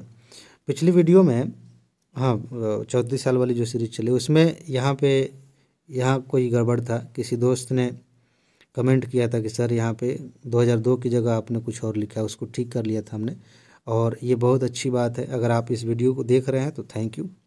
जो लोग भी सीरियसली पढ़ाई करते हैं ना, वो देखते हैं कि यहाँ मुझे थोड़ा सा अटपटा लग रहा है। हो सकता है कि उन्हें नहीं पता है, जो लगता है कि अटपटा है तो वेरीफाई भी कर सकते हैं कि ये सही भी है कि नहीं। मैं भी ऐसा करता था, अभी भी करता हूँ जहाँ मुझे ज़रूरत पड़ती है। ठीक है। 86वें संशोधन से पहले भी संविधान में भाग 4 के अनुच्छेद 45 के तहत बच्चों के लिए निःशुल्क और अनिवार्य शिक्षा का प्रावधान था। बताइए ये 45 किस में है? नीति निर्देशक तत्व में है। इसी लेक्चर में आज ही हम उनके बारे में भी डिस्कस करेंगे, और ये लेक्चर लंबा होगा मेरे ख्याल से। कितना समय हो गया? 54 मिनट हो चुके हैं, लेकिन अभी कई टॉपिक्स हमें पढ़ने हैं और इस एक लेक्चर से आपको यूपीएससी प्रीलिम्स 2025 में या 26 में जब भी आप एग्ज़ाम देंगे कम से कम 2 प्रश्न तो पक्के हैं, आने ही आने हैं। यही से और सबूत तो मैं दिखाता ही हूँ, ठीक है। अच्छा 22, कुछ दशाओं में गिरफ्तारी और निरोध से संरक्षण।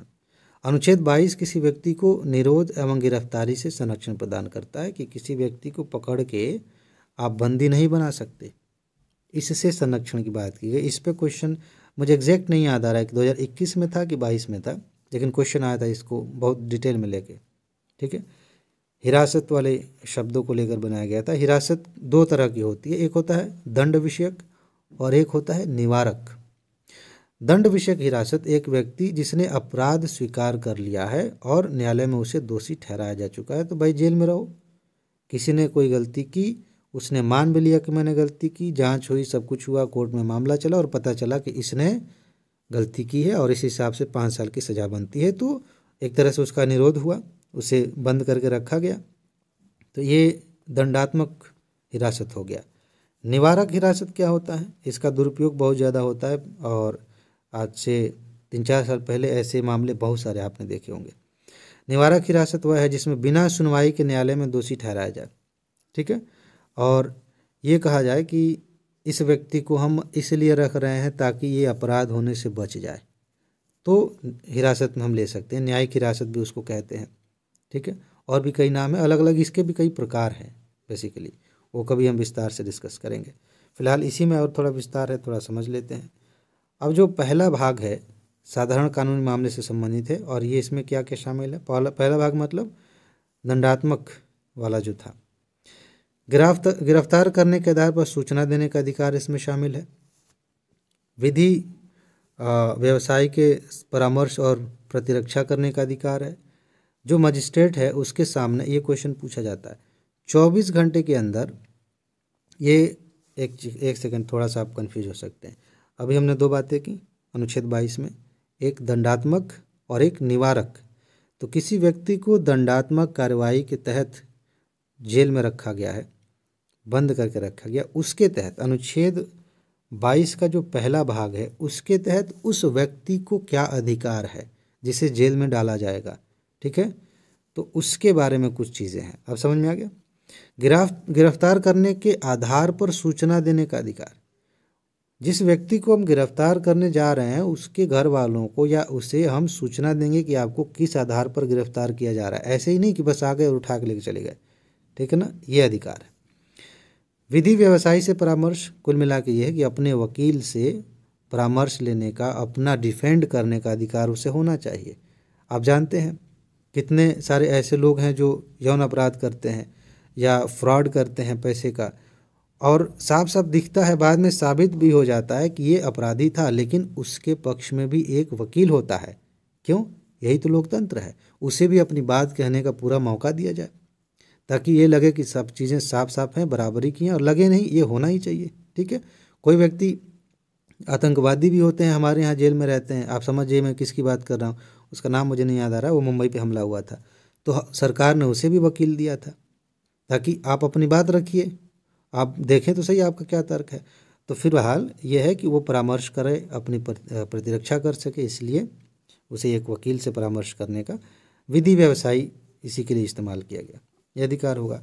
जो मजिस्ट्रेट होता है उसके सामने 24 घंटे के अंदर यात्रा के समय को मिलाकर पेश होने का अधिकार। पुलिस पकड़ के लेके चली गई है, अब इसका मतलब ये नहीं कि पुलिस 7 दिन 10 दिन जब तक मामला चल रहा है वो कोर्ट में ही जेल में ही रखेगी। 24 घंटे के अंदर उसे मजिस्ट्रेट के सामने पेश करना होगा, ठीक है। पुलिस लेके जाएगी मजिस्ट्रेट के सामने, फिर आगे जो भी होगा देखा जाएगा, ठीक है। और इसमें यात्रा का समय भी शामिल है कि ये बहाना नहीं दे सकते कि सर हम आ रहे थे और 4 दिन तक ट्रैफिक में फंसे रहे। नहीं, आप हेलीकॉप्टर से उड़ के जाइए, लेकिन आप 24 घंटे के अंदर, और हर ज़िले में कई सारे थाने होते हैं, किसी न किसी थाने में आप होंगे, थाने से कोई भी जो मजिस्ट्रेट का ऑफिस है इतना दूर तो नहीं होता कि 24 घंटे लग जाए। तो ये चीज़ ध्यान रखने वाली बात है। दंडाधिकारी द्वारा बिना अतिरिक्त निरोध के 24 घंटे में रिहा करने का अधिकार है। अगर उसे लगता है कि ये आदमी जो है निरोध मतलब उसको जेल में नहीं रखा जाना चाहिए, तो उसे कह सकता है कि इसे छोड़ दो, ठीक है, आगे की कार्रवाई कानूनी तौर पे भी हो जाती है। मतलब ज़रूरी नहीं है कि उसे जेल में रख कर ही बाकी कार्रवाई पूरी हो और उसे साबित किया जाए कि ये गलत है, जिसको आप जमानत कहते हैं। समझ रहे हैं, जमानत मिल गई, घर पे है आदमी, कार्रवाई चल रही है। तो ये चीज़ है। अब अनुच्छेद का जो दूसरा भाग है निवारक हिरासत के मामले से संबंधित है। इस अनुच्छेद में नागरिक और विदेशी दोनों के लिए सुरक्षा उपलब्ध है। और इसमें क्या है, किसी व्यक्ति को आप इसलिए गिरफ्तार कर रहे हैं कि ये कुछ गलत कर सकता है, तो उसके पास क्या अधिकार है। किसी व्यक्ति की हिरासत अवधि 3 महीने से ज़्यादा नहीं होगी। ऐसा नहीं हो कि उसे 6 महीने साल भर तक रखें हैं कि नहीं ये गलत कर देगा, गलत कर देगा, इससे ज़्यादा नहीं होगी। जब तक कि कोई सलाहकार बोर्ड न बनाया जाए, वो उचित न ठहराए, उससे ज़्यादा भी रख सकते हैं, लेकिन उसके लिए उच्च न्यायालय के न्यायाधीश मिलकर एक बोर्ड बनाएंगे। वो सलाह देंगे, वो मतलब जांच वगैरह करके कि हाँ इस व्यक्ति को और आगे तक भी जेल में रखा जाना चाहिए, खतरनाक आदमी है, तब रख पाएंगे अगर ये उचित ठहराए तो। अदरवाइज उसे 3 महीने के अंदर ही आपको छोड़ना पड़ेगा। निरोध का आधार संबंधित व्यक्ति को बताया जाना चाहिए। उसे पता होना चाहिए कि वो क्यों बंद किया गया है, ठीक है, क्यों उसे बांध के रखा गया जेल के अंदर, बांध के नहीं, नॉर्मली वैसे ही। निरोध वाले व्यक्ति को यह अधिकार है कि निरोध के आदेश के विरुद्ध अपना प्रतिवेदन प्रस्तुत करे। तो ये तो होना ही चाहिए कि भाई हमें जेल में बंद किया गया है, तो इसके खिलाफ मुझे अपना काम, अपनी प्रतिक्रिया देने का अधिकार तो होना चाहिए ना, तो वो अपना पक्ष रख सकता है। शोषण के विरुद्ध अधिकार है अनुच्छेद 23-24 में। इसमें 2 आर्टिकल्स हैं, अनुच्छेद 23 और 24, शोषण के विरुद्ध। इसमें 23 क्या कह रहा है, बालात श्रम का प्रतिषेध किया गया, मानव तस्करी और बालात श्रम पर रोक लगाया गया है। भारत में पुराने समय में जो जमींदार होते थे, सूदखोर होते थे, अन्य जो अमीर लोग होते थे, वो बंधुआ मजदूरी करवाते थे। और बंधुआ मजदूरी में क्या होता था कि बाप ने कर्जा खाया है, वो भी गुलामी था, लेकिन वो चला गया, अब उसके बच्चे उसके यहाँ काम करते हैं। हो सकता है कि ये सूदखोर झूठ भी बोल रहा है, काम करते हैं, पैसा नहीं मिलता, बस थोड़ा बहुत खाने को मिल जाता है और काम कर रहा है। इसको कहते हैं बंधुआ मजदूर, कहीं भाग में नहीं सकते। तो सूदखोर भी ऐसे करते थे, बहुत ज़्यादा पैसा दे दिए हैं और कर्जा नहीं चुका पा रहे हैं, तो फिर बंधुआ मजदूरी करिए। देश में अभी भी खास तौर से भट्ठे के काम, अरे हाँ जी, ये मैंने एग्जाम्पल दिया था आपको पिछली वीडियो में, 34, ये भट्ठे वाला मैंने एग्जाम्पल दिया था। उसको ददनी वाले शब्द पे हम डिस्कस कर रहे थे कि भट्ठे काम में ऐसा होता है, ददनी दे देते हैं, एक्स्ट्रा पैसा दे देते हैं और उसके बाद से ये कहीं भाग नहीं सकते, और इनको एक तरह से बहुत कम कीमत पे पैसे तो देते हैं, लेकिन बहुत कम कीमत पे, क्योंकि एक से जब पैसा दिए थे तभी तय कर लिए थे कि हम किस रेट से आपसे काम करवाएंगे, आप ईंटें बनाएंगे तो कितना पैसा मिलेगा। तो एक तरह से वो भी बंधुआ मजदूरी हो जाती है, ये करते हैं। फिलहाल इसको अपराध घोषित कर दिया गया है, ये दंडनीय है। तो ये चीज़ है, मैंने बताया था बचपन में मुझे जब इसके बारे में पता चला, तो वो किस्सा मैंने आपको बताया था कि हाँ मुझे उत्सुकता हुई, फिर मुझे पता चला कि अच्छा इसमें ऐसे ऐसे होता है। तो फिलहाल उस समय से लेकर अब तक ये बंद कर दिया गया, ऐसी व्यवस्था अब नहीं है। भारतीय संविधान का अनुच्छेद 23 जो है, ये मानव तस्करी, बेगार जिसको बालात श्रम कहते हैं, और इसी प्रकार के अन्य बालात का मतलब बल से, अपने शक्ति से किसी को ज़बरदस्ती करके उससे श्रम करवाना, कि देखो अगर तुमने ये नहीं किया तो तुम्हें पीटेंगे, मारेंगे, या हत्या करने तक का भी जो है धमकी दी जा सकती है। तो इस तरह से इसी प्रकार के अन्य बलात् श्रम के प्रकारों पर प्रतिबंध लगाता है, जिससे देश के लाखों अल्प सुविधा प्राप्त और वंचित लोगों की रक्षा की जा सके। यह अधिकार भारत के नागरिक और गैर नागरिक दोनों को मिला है। मानव तस्करी के विरुद्ध अधिकार में क्या क्या शामिल है, पुरुष, महिला और बच्चों की खरीद बिक्री, वेश्यावृत्ति, देवदासी और दास बना लिया किसी को, ये सब चीज़ें शामिल हैं। इस तरह के कृत्यों के लिए दंडित करने हेतु संसद ने एक कानून बनाया था बहुत पहले ही, इसका नाम है अनैतिक दुर्व्यवहार निवारण अधिनियम, 1956 में बनाया गया था। तो ये चीज़ ध्यान रखिए। 24 में क्या कहा गया है, अनुच्छेद 24 में कारखानों आदि में बच्चों के नियोजन को रोका गया है। पहले के ज़माने में, और ये पहले के ज़माना में कह रहा हूँ तो आप और पीछे भी जा सकते हैं, जब औद्योगिक क्रांति हुई थी 17वीं 18वीं शताब्दी में यूरोप में, वहाँ भी बच्चे 7 साल के 8 साल के बच्चे फैक्ट्रियों में काम कर रहे हैं। हमारे यहाँ भी बच्चे बगान मिलों में और भी जगहों पे, बगान मिल नहीं होती, बागान होते थे और बाकी मिल होती थी, वहाँ काम करते थे। ठीक है, तो भारतीय संविधान का अनुच्छेद किसी फैक्ट्री, खान या अन्य मतलब कोई संकट वाली परिस्थितियाँ है, गतिविधियाँ हैं, उसमें काम करने पर, निर्माण काम करने पे, रेलवे में काम करने पे 14 वर्ष से कम उम्र के बच्चों को रोक दिया है। ठीक है, ये नहीं करेंगे। हालांकि यह किसी नुकसान न पहुंचाने वाले या फिर गैर जोखिम कार्यों के नियोजन पर रोक नहीं लगाता, और इसी का फ़ायदा उठा रहे हैं सब टीबी एक्ट जो वाले जो प्रोग्राम बना रहे हैं। छोटे छोटे बच्चे हैं और उन बच्चों से ऐसे ऐसे स्टेप्स करवाए जाते हैं डांस में जो जवान लोगों की अभिव्यक्ति जिस तरह से हम कह सकते हैं होनी चाहिए। तो ये अश्लीलता को प्रमोट कर रहे हैं छोटे छोटे बच्चों में, और उनकी भावनाएं भी, क्योंकि मैंने तो देखा नहीं उतना, छोटी छोटी क्लिप्स देखी थी कुछ, तो मुझे ये समझ में आया कि उनके माँ बाप की भी मानसिकता वही हो जा रही है, बच्चों की भी वही मानसिकता हो रही है, उसी लेवल के वो जोक्स मार रहे हैं और बच्चे हैं छोटे छोटे। एक तो ये चीज़ हो गई, लेकिन दूसरी तरफ एक बच्चा जो फिल्मों में है, टीवी सीरियल में काम कर रहा है, पता नहीं कितने लंबे घंटे तक शिफ्ट है, हालांकि उसमें भी नियम बनाए गए हैं, उसका बचपना किधर गया? पढ़ाई भी करे, पढ़ाई से आए तो टीवी सेट पे गया और उसको ऐसी दुनिया में बांध के रखा गया, उसे लगता है कि यही स्वर्ग है, मज़ा आ रहा है, उसका बचपना हमने मार दिया। तो इस तरह की व्यवस्थाएं नहीं होनी चाहिए, लेकिन है क्योंकि इसमें डायरेक्ट कोई नुकसान नहीं पहुंच रहा है शरीर को, तो लोग ऐसा करते हैं। फिलहाल बाल श्रम प्रतिषेध अधिनियम 1986 इस दिशा में बहुत महत्वपूर्ण कानून है, उसमें व्यवस्थाएं की गई हैं, और एक 2016 में भी कानून बनाया गया था। ठीक है, ये जो अधिनियम है 14 वर्ष से कम आयु के बच्चों को सभी प्रकार के व्यवसायिक कार्यों में लगने पर तथा 14 से 18 वर्ष के किशोरों को खतरनाक व्यवसाय में लगने पर प्रतिबंध लगाता है।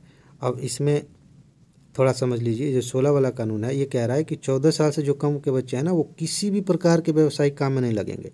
ठीक है, हालांकि यहाँ भी अभी फिल्म वाले मामले में ये शायद लागू नहीं हो रहा है, क्योंकि वहाँ तो छोटे बच्चे होते हैं, 10 साल के, 12 साल के, 5-8 साल के भी, और 14 से 18 वर्ष के बच्चे तो खतरनाक कार्यों में कतई नहीं लगेंगे, इस पर प्रतिबंध लगाया गया।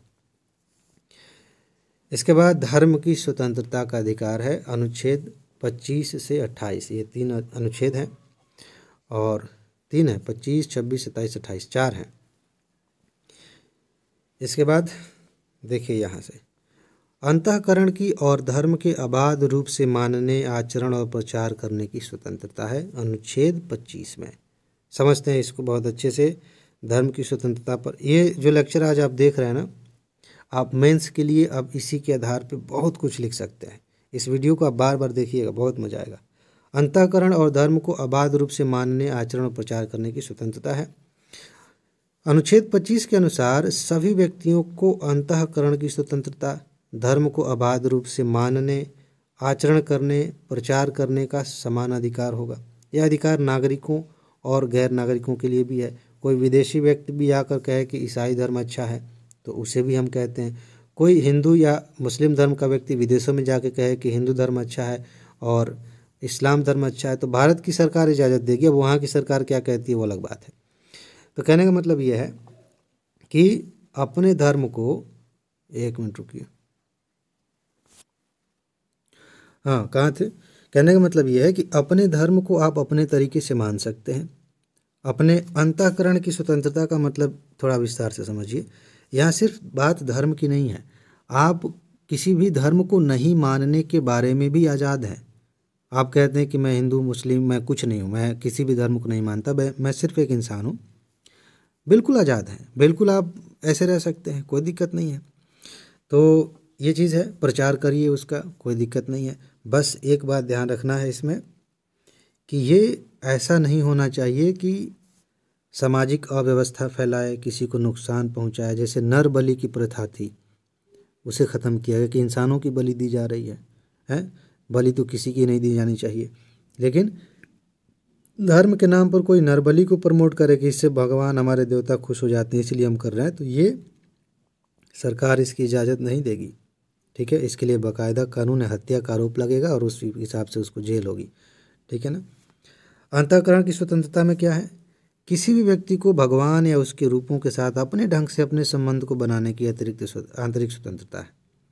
कि ईश्वर से उसका क्या संबंध है ये कोई व्यक्ति परिभाषित नहीं करेगा, कोई धर्मगुरु, कोई भी व्यक्ति नहीं बताएगा। भाई ये मेरा पर्सनल मामला है, मैं अपने ईश्वर से किस रूप में जुड़ा हूँ, मैं मानता भी हूँ कि नहीं मानता हूँ, ये पूरी तरह से मुझ पे छोड़ दीजिए। कोई मुझे सिखाने वाला नहीं है, मुझे जो ठीक लगेगा इस मामले में मैं पूरी तरह से आज़ाद रहूँ।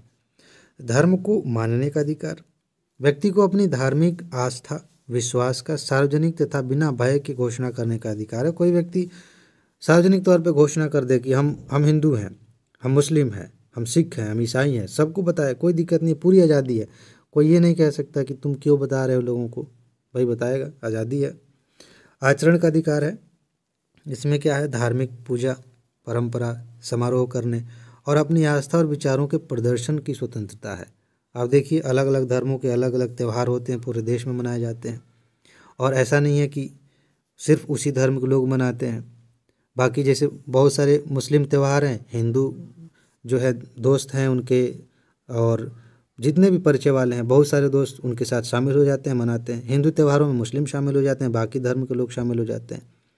तो ये आचरण, धार्मिक पूजा, आप देखिए बहुत सारी ऐसी मज़ारें हैं जहाँ पे सभी धर्मों के लोग जाते हैं। स्वर्ण मंदिर आप गए होंगे कभी, वहाँ पे हर धर्म के लोग जाते हैं। तो ये चीज़ एक तरह से इसमें शामिल है कि आप आचरण अपने धर्म के हिसाब से करिए। मैंने तो थोड़ा एक स्टेप आगे जाके बताया कि धार्मिक सद्भाव भी आज़ादी में शामिल है, ठीक है।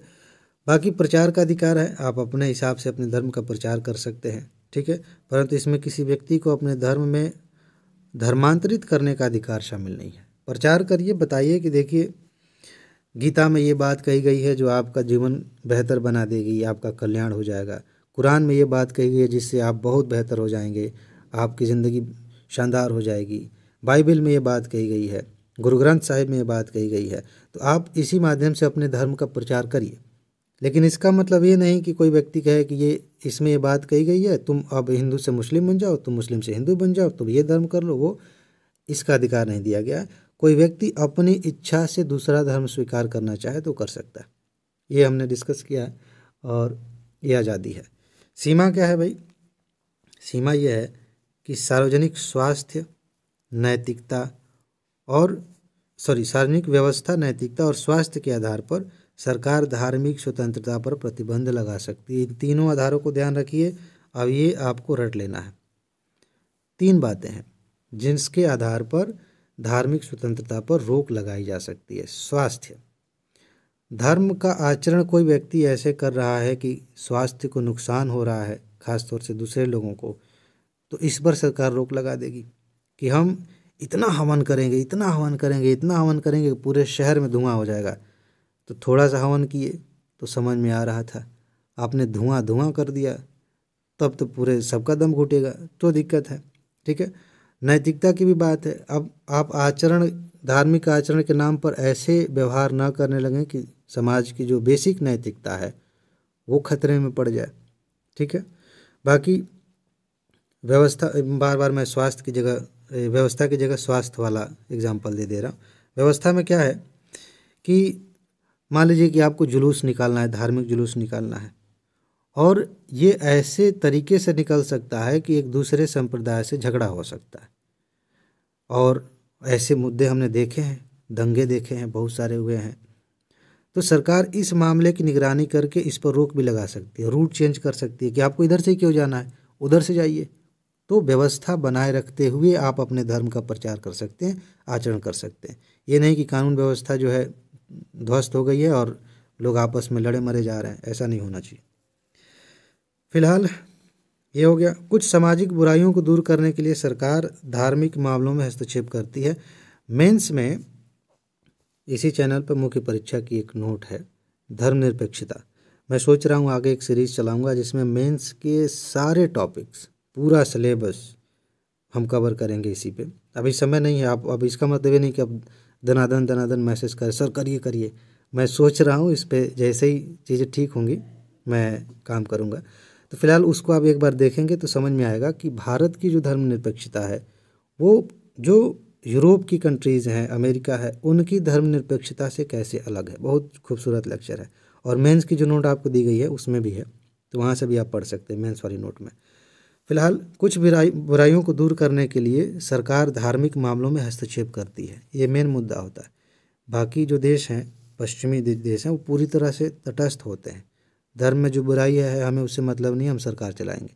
हमारे यहाँ ऐसा नहीं है, सरकार जो गलत चीज़ें हैं उनमें हस्तक्षेप करती है और ये बहुत अच्छी बात है, होना भी चाहिए, तभी तो विकास होगा, नहीं तो हम अंधे ही बने रहेंगे। उदाहरण के तौर पर सरकार ने सती प्रथा, एक से अधिक विवाह या मानव बलि जैसी कुप्रथाओं पर प्रतिबंध लगाने के कदम उठाए हैं। ऐसे प्रतिबंधों को धार्मिक स्वतंत्रता के अधिकार में हस्तक्षेप नहीं माना जाएगा। अब ऐसे कोई सरकार कह रही कि ये गलत है, ये नहीं करना है, और हम कहें कि नहीं नहीं हमारे मूल अधिकारों में ये कहा गया है इसलिए हम करेंगे, तो इसको ठीक नहीं ठहराया जाएगा। और बहुत सारे ऐसे बदलाव पिछले कुछ सालों में भी देखे गए हैं जिसमें ये बात, जैसे 3 तलाक वाला मामला था, तो कुछ लोग तर्क दे रहे थे कि भाई हमारे धर्म का मामला है, कि धर्म में आज़ादी हमारे मूल अधिकार में है। सरकार की तरफ से जो लोग थे जो थोड़े और जागरूक थे वो कह रहे थे कि भाई ठीक है आपके धर्म में कहा गया, लेकिन महिलाओं के अधिकार भी तो मूल अधिकार है, उनके जीवन का अधिकार भी तो देखिए, उनकी आज़ादी भी तो देखिए। तो इस हिसाब से आप देखिए क्या किया जाना चाहिए। तो अगर कुछ गलत है चाहे किसी भी धर्म में हो, वो अगर सरकार उसको ख़त्म करने की बात करती है तो हम ये नहीं कह सकते कि हमारी धार्मिक आज़ादी पे हमला है। ठीक है, जो अच्छी बातें हैं उसको करिए, जो किसी को नुकसान नहीं पहुंचाती उस पर सब लोग काम करें। इसके बाद धार्मिक कार्यों के प्रबंध की स्वतंत्रता है अनुच्छेद 26 में। इसमें क्या कहा गया कि आप अपने धर्म को अपने हिसाब से मैनेज कर सकते हैं। धार्मिक और मूर्त परियोजनों के लिए संस्थाओं की स्थापना करना, बहुत सारे संस्थान बने होते हैं हिंदू धर्म में, कितने सारे संगठन बने हुए हैं, तो वो इसलिए बनाए हैं कि हम अपने धर्म को अपने तरीके से मैनेज करेंगे। अपने धर्म विषय कार्यों का प्रबंध करने का अधिकार है, समितियां बन जाती हैं, उससे संबंधित काम होते हैं, चंदा लेने के लिए संगठन बन गया तो वो अपने हिसाब से प्रबंध करने के लिए भी आज़ादी है।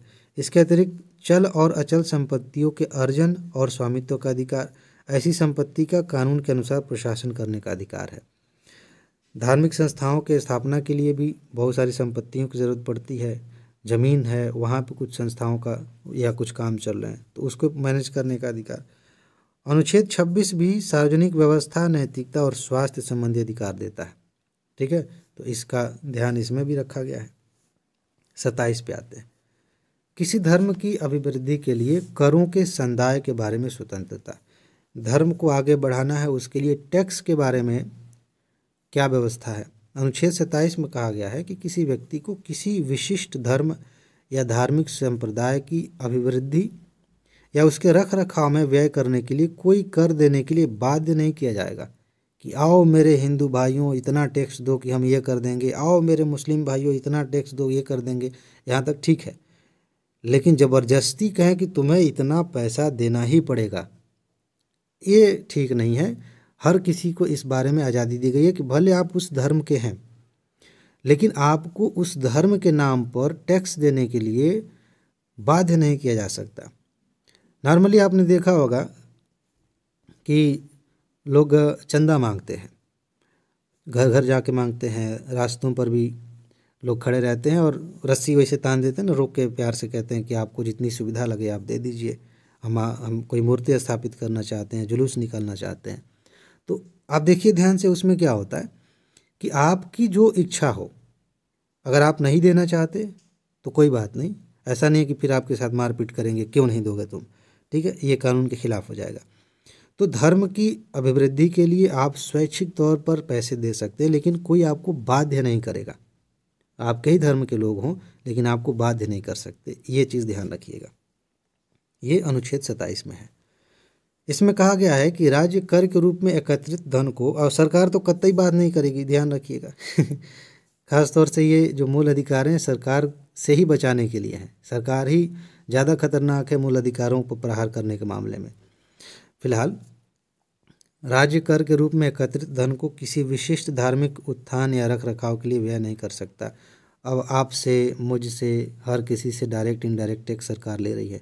अब उस टैक्स वाले पैसे को किसी खास धर्म में इस रूप में दिया जाए कि इस धर्म को हमें बढ़ाना है, दुनिया में ऊंचा करना है, तो उस पैसे को धार्मिक मामलों के लिए, उसकी अभिवृद्धि के लिए सरकार खर्च नहीं कर सकती।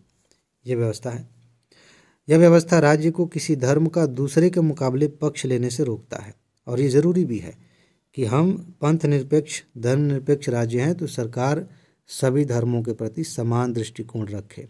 ठीक है, यह केवल कर लगाने पर प्रतिबंध लगाता है, न कि शुल्क लगाने पर। अभी हमने जैसे बात की कि टैक्स तो कतई नहीं लगा सकते, शुल्क वगैरह चंदा टाइप का इस तरह की व्यवस्थाएं कर सकते हैं, लगा सकते हैं। शुल्क लगाने का उद्देश्य धर्मनिरपेक्ष प्रशासन द्वारा धार्मिक संस्थाओं को नियंत्रित करना है। तो इस चीज़ को ध्यान में रखते हुए कि धर्मनिरपेक्ष प्रशासन हो, किसी भी धर्म के साथ भेदभाव ना करते हुए हम धार्मिक संस्थाओं को नियंत्रित अगर करें, मैनेज करें, तो शुल्क लगा सकते हैं उसके लिए। ठीक है, इसके बाद आते हैं अनुच्छेद 28 में। कुछ शिक्षा संस्थाओं में धार्मिक शिक्षा या धार्मिक उपासना में उपस्थित होने के बारे में आज़ादी। इसमें क्या है, ध्यान से देखिए। अनुच्छेद 28 के अंतर्गत राज्य का जो क्षेत्र है, मतलब राज्य हमारे भारत का जो क्षेत्र है, निधियों से पूर्णतः पोषित किसी भी शैक्षणिक संस्थान को कोई धार्मिक शिक्षा नहीं दी जाएगी। हमारे देश में सरकार के जो स्कूल हैं, जो कॉलेज हैं, जो सरकारी संस्थान हैं, वहाँ पर धार्मिक शिक्षा नहीं दी जाएगी। जो प्राइवेट हैं वो कुछ ऐसी एक्टिविटीज़ करते हैं जिसमें धर्म के लक्षण थोड़े ज़्यादा दिखते हैं, वो प्रार्थनाओं में और अलग अलग जगहों पे। जैसे आप देखें, कुछ प्राइवेट स्कूल ऐसे होंगे जो क्रिश्चियन संस्थाओं के द्वारा बनाए होंगे, तो वहाँ पे इंग्लिश में उसी हिसाब से प्रार्थना होगी। कुछ शिशु मंदिर आपने सुने होंगे, ऐसे नाम होते हैं, उनकी प्रार्थनाएं सरस्वती देवी को, माता को, इनको समर्पित करते हुए ज़्यादातर ऐसा होता है। सरकारी स्कूलों में हम छोटे थे, सरकारी स्कूल में पढ़ते थे, एक शुरू होता था त्वमेव माता च पिता त्वमेव, और इसके आगे एक और था, तो वो उसमें कोई धर्म जैसा कुछ नहीं था। हम किसी ईश्वर की शायद प्रार्थना कर रहे होते थे किसी, लेकिन उसमें ऐसा नहीं दिखता था कि हम किसी खास धर्म की बात कर रहे हैं। हम शिक्षा के देवता या देवी की हम पूजा कर रहे हैं, उनकी प्रार्थना करके स्कूल की शुरुआत, अपनी पढ़ाई की शुरुआत कर रहे हैं आज। तो ऐसे लक्षण आपको दिखेंगे अलग अलग जगहों पे। फिलहाल कहने का मतलब है कि सरकार के क्षेत्र में, सरकार के पैसे से जो स्कूल चलते हैं, वहाँ धार्मिक पढ़ाई नहीं होगी। हालांकि यह प्रावधान उन शैक्षणिक संस्थाओं में लागू नहीं होते जिनका प्रशासन तो राज्य सरकार कर रहा हो, लेकिन उनकी स्थापना किसी विन्यास या न्यास के अधीन हुआ है, किसी ट्रस्ट ने। जैसे बहुत सारे बड़े बड़े स्कूल हैं इंग्लिश मीडियम के, वो क्रिश्चियन ट्रस्ट बने हुए हैं, उनके हैं, तो वहाँ पे मूर्तियाँ भी लगा रखी हैं लोगों ने ईसा मसीह की। ठीक है, और भी उस धर्म के जो देवी देवता होंगे, और प्रार्थनाएं भी उसी हिसाब से होती हैं, क्योंकि स्थापना उन्होंने की है। सरकार मैनेज करती है, लेकिन मेन काम जो है प्रशासन, वो स्थापना और बाकी चीज़ों का उस संस्था ने किया है, तो थोड़े बहुत लक्षण, वो आज़ादी है उसकी। ठीक है, राज्य से मान्यता प्राप्त या राज्य निधि से सहायता पाने के लिए शिक्षा संस्थान में उपस्थित होने वाले किसी व्यक्ति को ऐसी संस्था में दी जाने वाली धार्मिक शिक्षा या उपासना में भाग लेने के लिए उसकी अपनी सहमति के बिना बाध्य नहीं किया जाएगा। जैसे मान लीजिए कि राज्य से मान्यता प्राप्त है, होता ही है, बहुत सारे मान्यता प्राप्त स्कूल होते हैं, या राज्य से पैसा लेके काम चल रहा है, सरकार पैसे दे रही है टीचर्स को।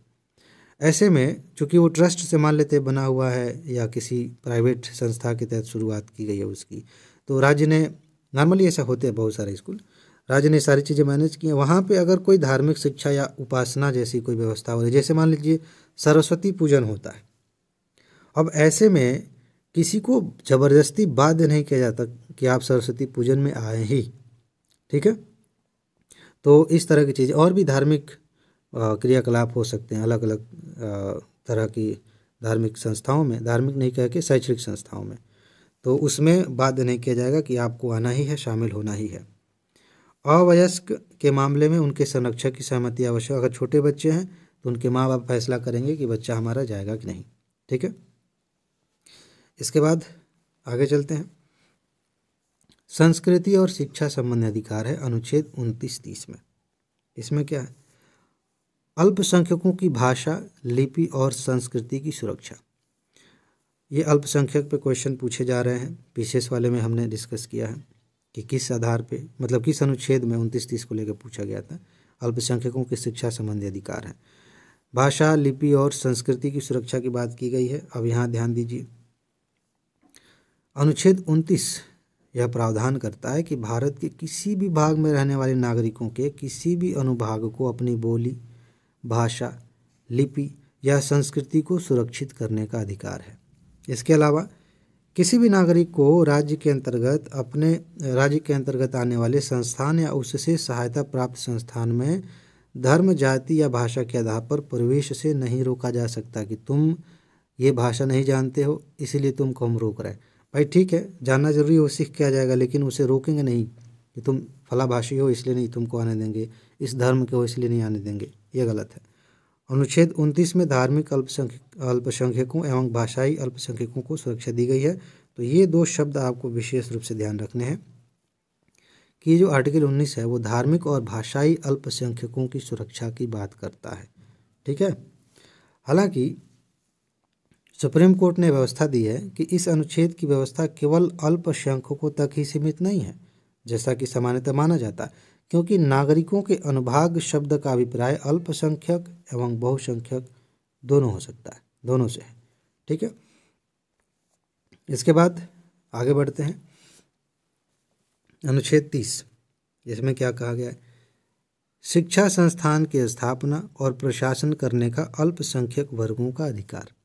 अल्पसंख्यक वर्गों ने कोई शिक्षा संस्थान बनाया या फिर मतलब उसकी स्थापना की, तो उसे प्रशासन कैसे उसका चलाया जाए इसकी भी जो है व्यवस्था हो, उसका अधिकार उन्हें दिया जाए। इसमें क्या है, अल्पसंख्यक चाहे वो धार्मिक हों या फिर भाषाई हों, उनको ये अधिकार दिए गए हैं। सभी अल्पसंख्यक वर्गों को अपनी रुचि की शिक्षा संस्थानों की स्थापना और प्रशासन करने का अधिकार होगा। अपने हिसाब से अपने, मान लीजिए भाषा के आधार पर कोई अल्पसंख्यक वर्ग है और वो सोचते हैं कि एक ऐसा संस्थान बनाया जाए जिसमें हमारी भाषा पढ़ाई जाए, उसे हम अपने हिसाब से मैनेज करेंगे, हम उसे प्रशासित करेंगे, शेड्यूल सब कुछ हम तय करेंगे, परीक्षाएं अपने हिसाब से लेंगे। बिल्कुल करिए, ये व्यवस्था दी गई है। धर्म के आधार पर भी ये सही है। राज्य द्वारा अल्पसंख्यक वर्ग की शिक्षा संस्था की किसी भी संपत्ति के अनिवार्य अधिग्रहण के लिए निर्धारित क्षतिपूर्ति राशि से उसके लिए प्रत्याभूत अधिकार प्रतिबंधित या निरस्त नहीं होंगे। ठीक है। तो सरकार अगर उसका अधिग्रहण करती है तो उसके जो अधिकार है वो निरस्त नहीं होंगे। यह उपबंध 44वें अधिनियम से जोड़ा गया था। अच्छा, राज्य आर्थिक सहायता में अल्पसंख्यक द्वारा प्रबंधित किसी भी शैक्षणिक संस्थान के साथ भेदभाव नहीं करेगा। कहने का मतलब ये है कि कोई अल्पसंख्यक संप्रदाय के संस्थान है, राज्य पैसा दे रहा है, राज्य मतलब सरकार पैसा दे रही है, तो उसके साथ बाकी जो और भी हैं तो भेदभाव नहीं करेंगे। इसमें सरकार किसी एक के साथ ज़्यादा बेहतर हो, दूसरे के साथ नहीं, तो ये नहीं होगा। इसी तरह अनुच्छेद 30 के तहत संरक्षण अल्पसंख्यकों, जिसमें धार्मिक, सांस्कृतिक और भाषाई, यहाँ देखिए इसमें सांस्कृतिक शब्द भी जोड़ दिया गया। 29 में 2 थे। इनकी सुरक्षा का विस्तार नागरिकों के किसी अन्य अनुभाग के लिए, जैसा कि अनुच्छेद 29 में नहीं है, उसके लिए भी किया गया है। ये हो गया। अब हम आगे बढ़ते हैं। कुछ छोटे मोटे प्रावधान है जहाँ से कम क्वेश्चंस आते हैं, लेकिन एक बार देख लेते हैं सरसरी नज़र से। अगर आपको लग रहा होगा कि 1.5 घंटे में कुछ ज़्यादा खींच गया, तो बाद में आपको रियलाइज़ होगा जब आप इसके बाद कोई किताब पढ़ेंगे, कोई PYQ देखेंगे, मेंस का क्वेश्चन देखेंगे, तब समझ में आएगा कि आपने कितनी बड़ी उपलब्धि हासिल की है। अनुच्छेद 31A मतलब 31A, 31B और 31C, इसमें क्या है? देखिए, भाग 3 में 7 मौलिक अधिकारों में से एक संपत्ति का अधिकार था, अब 6 रह गए हैं। हालांकि आप जानते हैं 44वां संविधान संशोधन हुआ और इसे हटा दिया गया, और भाग 3 के अनुच्छेद 19(1)(च) को समाप्त किया गया। इसके लिए संविधान के भाग 12 के में एक वो जोड़ा गया। शुरू में हमने देखा था 300A, ये बना दिया गया। ये अभी भी एक संवैधानिक या कानूनी अधिकार है, तो ये चीज़ ध्यान रखिए। 31A में क्या कहा गया है? यह कानूनों की 5 श्रेणियों से व्यावृत्ति प्रदान करता है। इन्हें अनुच्छेद 14 और 19 द्वारा प्रदत्त मौलिक अधिकारों के उल्लंघन के आधार पर चुनौती देकर वैध नहीं ठहराया जा सकता। इसमें क्या है? ये कुछ खास नहीं है, बस एक बार देख लेते हैं। राज्य द्वारा संपत्तियों का अधिग्रहण और संबंधित अधिकार इसमें शामिल है। राज्य द्वारा संपत्ति के प्रबंधन का दायित्व संभालना है। निगमों का विलय है, और निगमों के निदेशकों या शेयरधारकों के अधिकारों का पुनर्निर्धारण या समाप्ति, खनन पट्टे का पुनर्निर्धारण या समाप्ति। तो इस तरह की चीज़ें आप देखें, समझिए किस आर्टिकल में है। 31B में क्या कहा गया है कि यह 9वीं अनुसूची में उल्लिखित अधिनियमों एवं नियमों को व्यावृत्ति प्रदान करता है। 9वीं अनुसूची अभी हम पढ़ेंगे, उसमें जो बातें लिखी गई हैं उनके लिए ये अनुच्छेद है जो सपोर्ट करता है, उससे संबंधित है। अनुच्छेद 31B का दायरा अनुच्छेद 31A से ज़्यादा व्यापक है।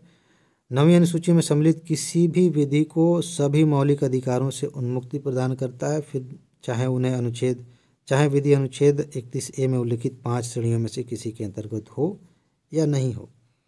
बाकी एक मामला यहाँ आया था 2007 में, इसको आप पढ़ें। हालांकि IR कोएल्हो केस 2007 में सर्वोच्च न्यायालय ने अपने एक निर्णय में कहा था कि 9वीं अनुसूची में सम्मिलित विधियों को न्यायिक समीक्षा से उन्मुक्ति प्राप्त नहीं होगी। थोड़ा सा समझ लीजिए कहानी। उसमें ये कहा गया कि 9वीं अनुसूची में जो बातें डाल दी जाएंगी वो मूल अधिकारों के नाम पर भी किसी भी तरीके से वो नहीं होगी, मतलब उनकी समीक्षा नहीं की जा सकती। बाकी आगे जाके हम केशवानंद भारती में भी देखेंगे मामला, कुछ चीज़ें बदली। तो फिलहाल जो 2007 में जो केस आया था, 9वीं अनुसूची में विधियों को न्यायिक समीक्षा से अनुमति प्राप्त नहीं हो सकती। और इसमें एक चीज़ ये है कि न्यायिक समीक्षा संविधान की मूल विशेषता है और किसी विधि को 9वीं अनुसूची के अंतर्गत रखकर इसकी यह विशेषता समाप्त नहीं की जा सकती। मतलब व्यवस्था कर दी गई थी कि उसमें डाल दिया है तो भाई अब सुप्रीम कोर्ट देख ही नहीं सकता कि उसमें क्या है। और अभी हम शुरू में डिस्कस कर रहे थे कि भाई अगर गलत है तो उसको निरस्त किया जाए। तो ये कोएल्हो केस में आया था। बाकी आप जानते हैं इसके पहले केशवानंद भारती मामले में ऐसी बात कही गई थी कि मौलिक ढांचे को बनाए रखते हुए बाकी आप संशोधन करिए, कोई दिक्कत नहीं है। तो ये हो गया। 31C में 2 प्रावधान शामिल थे। यह कहता है कि कोई भी कानून जिसमें 39B और C में विनिर्दिष्ट समाजवादी सिद्धांत, अभी आगे देखेंगे 39 को, ये निर्देश सिद्धांतों को लागू करने की मांग की गई है, अनुच्छेद 14 या 19 द्वारा प्रदत्त मौलिक अधिकारों के उल्लंघन के आधार पर अमान्य घोषित नहीं होंगे। इसके आधार पर यूपीएससी में क्वेश्चन पूछा जाता है। अगर समानता की कोई बात की गई है 39 में, मतलब समाजवादी सिद्धांत को लागू करने की बात की गई है, तो ये कहा जाए कि ये 14 और 19 का उल्लंघन कर रहा है तो उसके आधार पर उसे अमान्य घोषित नहीं करेंगे, ठीक है ना। और इसी को लेकर के कंसेप्चुअल क्वेश्चन बनाया जाता है कि अगर मूल अधिकारों और डीपीएसपी में कहीं पे वो हो जाए, टकराव हो जाए तो क्या होगा। तो कुछ अपवाद ऐसे हैं जहाँ पे आपको ये दिखेगा कि वहाँ पे डीपीएसपी नीति निर्देशक तत्व में जो बात कही गई वो मूल अधिकार से ज़्यादा ऊंची हो जाएगी, क्योंकि वो बेसिकली हमारे ही कल्याण के लिए, देश के कल्याण के लिए। समाजवादी सिद्धांत का मतलब ये है कि लोगों को और अधिकार दिए जा रहे हैं और समानता लाई जा रही है। तो इसके आधार पे इसके साथ लगे कि थोड़ा सा वो बदलाव किया गया है, उसे हम डीपीएसपी वाले प्रावधान को निरस्त नहीं करेंगे। इसके अतिरिक्त कोई भी कानून जो यह घोषणा करे कि यह ऐसी नीति को प्रभावित करने हेतु है, जो किसी भी न्यायालय में इस आधार पर चुनौती दी जा सकती है कि यह ऐसी नीति को प्रभावित नहीं करता, ये ऐसी वैसी करके इसको छोड़ दीजिए। ये लेख 31A 31B और इनके मौलिक अपवाद के रूप में बरकरार रखा गया है, तो इसको भी छोड़िए, ज़्यादा इस पर ध्यान नहीं देते हैं। ये मेन बात है। अब रुक जाइए 1 मिनट के लिए। चलिए, संवैधानिक उपचारों का अधिकार है अनुच्छेद 32 में, और यहाँ से खूब प्रश्न पूछे गए हैं, भर भर के प्रश्न आते हैं और अलग अलग तरीके से आते हैं। इसको विस्तार से समझते हैं। देखिए, संवैधानिक उपचारों का अधिकार का क्या मतलब है। संविधान में खास तौर से जो मूल अधिकार दिए गए हैं, अगर उन पे कोई खतरा आ जाए तो कौन रक्षा करेगा हमारी, किसके पास हम भागे भागे जाएंगे कि ये व्यवस्था बिगड़ रही है, इसको ठीक किया जाए। तो उसके लिए एक अनुच्छेद बनाया गया 32 और इसमें कुछ प्रावधान किए गए हैं। क्या कहे गए, मूल अधिकारों को प्रवर्तित करने के लिए उच्चतम न्यायालय जाने का अधिकार दिया गया। डायरेक्ट आप सुप्रीम कोर्ट जा सकते हैं। किसी और कानून, जैसे मान लीजिए किसी की साइकिल चोरी हो गई तो डायरेक्ट वो सुप्रीम कोर्ट नहीं जा सकता, उसकी एक प्रक्रिया है कि पास के थाने में जाइए। यहाँ तक कि ये भी नहीं कि दूसरे थाने में चला जाए कि आप यूपी में चोरी हुई है और बिहार पहुँच गए, मध्य प्रदेश पहुँच गए कि सर चोरी हो गई मेरी, तो ऐसा नहीं, उसकी एक प्रक्रिया है। लेकिन मूल अधिकार, कहीं भी देश के किसी भी कोने में आपके मूल अधिकार का उल्लंघन हुआ है तो आप सीधे देश के सबसे बड़े न्यायालय, उच्चतम न्यायालय में जा सकते हैं, ठीक है। ये अधिकार दिया गया है। अनुच्छेद 32 को संविधान का सबसे महत्वपूर्ण अनुच्छेद माना जाता है, क्योंकि यह प्रावधान करता है कि मौलिक अधिकारों के संरक्षण का अधिकार स्वयं में एक मौलिक अधिकार है। ये ज़रूरी है। अगर लोगों के पास ये अधिकार ही ना हो कि वे अपने अधिकारों की रक्षा कर पाएँ तो बाकी अधिकार किस काम के। इसीलिए इसे मूल अधिकारों में भी शामिल किया गया, अलग से भी डाला जा सकता था। ठीक है, इस प्रावधान को मुझे नहीं पता कि इसमें आगे लिखा है कि नहीं, लेकिन 34 साल वाले में और बाकी जगहों पे आपको मिलेगा। इसी को अंबेडकर साहब ने संविधान की आत्मा कही थी। आपको दो तरह से क्वेश्चंस मिलते हैं। नॉर्मली किसी और लेखक ने किसी विदेशी ने भी ऐसा कहा था, समीक्षक ने, जो हमारे संविधान की प्रस्तावना है, डीपीएसपी है, उसके बारे में, खासतौर से प्रस्तावना के बारे में कहा था कि ये संविधान की आत्मा है, दर्शन है। लेकिन अगर ये पूछा जाए कि अंबेडकर साहब ने किसे कहा था, यही प्रावधान है, बहुत महत्वपूर्ण है। ठीक है ना। यह एक पीड़ित नागरिक के मौलिक अधिकारों के प्रवर्तन के लिए उपायों का अधिकार प्रदान करता है। तो ये चीज़ हो गई। सर्वोच्च न्यायालय ने व्यवस्था दी है कि अनुच्छेद 32 में संविधान की मूल विशेषताएं हैं। इस तरह इसे संविधान संशोधन के तहत भी नहीं बदला जा सकता। ये बहुत ही मजबूत पिलर है। संविधान संशोधन करके अगर इसे हटाया गया कि अनुच्छेद 32 ही खत्म कर देते हैं तो संविधान डगमगा जाएगा। तो ये बेसिक स्ट्रक्चर का पार्ट हो गया, तो इसे नहीं हटाया जा सकता किसी भी रूप में। ठीक है ना। तो ये बना रहेगा, बरकरार रहेगा। अच्छा, आपके मन में सवाल आ रहा होगा कि कौन कौन सी ऐसी बातें हैं, जैसे अनुच्छेद 32 के बारे में हमने कह दिया कि बेसिक स्ट्रक्चर का भाग है, कौन कौन सी ऐसी चीज़ें हैं जो हम कह सकते हैं बेसिक स्ट्रक्चर है। तो अभी तक अलग अलग केसेस में सुप्रीम कोर्ट ने बताया है कि ये मूल अधिकार का हिस्सा, जैसे कि हमारे यहाँ लोकतांत्रिक व्यवस्था है, संसदीय व्यवस्था है, चुनाव होगा जिस तरीके से उसका प्रावधान है, ये सब बेसिक स्ट्रक्चर में चीज़ें ली गई हैं। लेकिन लिस्ट कंप्लीट नहीं है, ऐसा कोई बना के नहीं दे दिया गया है। कोर्ट ने कहा है कि आने वाले समय में जैसे जैसे मुद्दे उभरेंगे हम चेक करेंगे कि बेसिक स्ट्रक्चर का हिस्सा है कि नहीं है। तो आप इस चक्कर में मत पड़िएगा, और यूपीएससी ऐसे कथन बनाए तो ध्यान रखिएगा, हो सकता है ऐसा कथन बन जाए कि सुप्रीम कोर्ट ने 25 इन चीज़ों को बेसिक स्ट्रक्चर का भाग बताया है, उसमें से 3-4 एग्जाम्पल ये हैं, और पढ़ के लगे कि हाँ भाई ये तो है ही, ये तो है ही, ये तो है ही। तो वो तो है, लेकिन वो जो 25 लिख दिया गया वो नहीं है, वो फिक्स नहीं है, ये तय नहीं कर दिया कि इतनी बातें बेसिक स्ट्रक्चर में है। तो ध्यान रखिएगा। अच्छा, 4 प्रावधान इसमें ज़रा देखिएगा। मौलिक अधिकारों को प्रवर्तित करने के लिए समुचित कार्रवाइयों द्वारा सर्वोच्च न्यायालय में समावेदन करने का अधिकार इसमें दिया गया है। ठीक है। इसके बाद सर्वोच्च न्यायालय को किसी भी मौलिक अधिकार के संबंध में निर्देश या आदेश जारी करने का अधिकार होगा।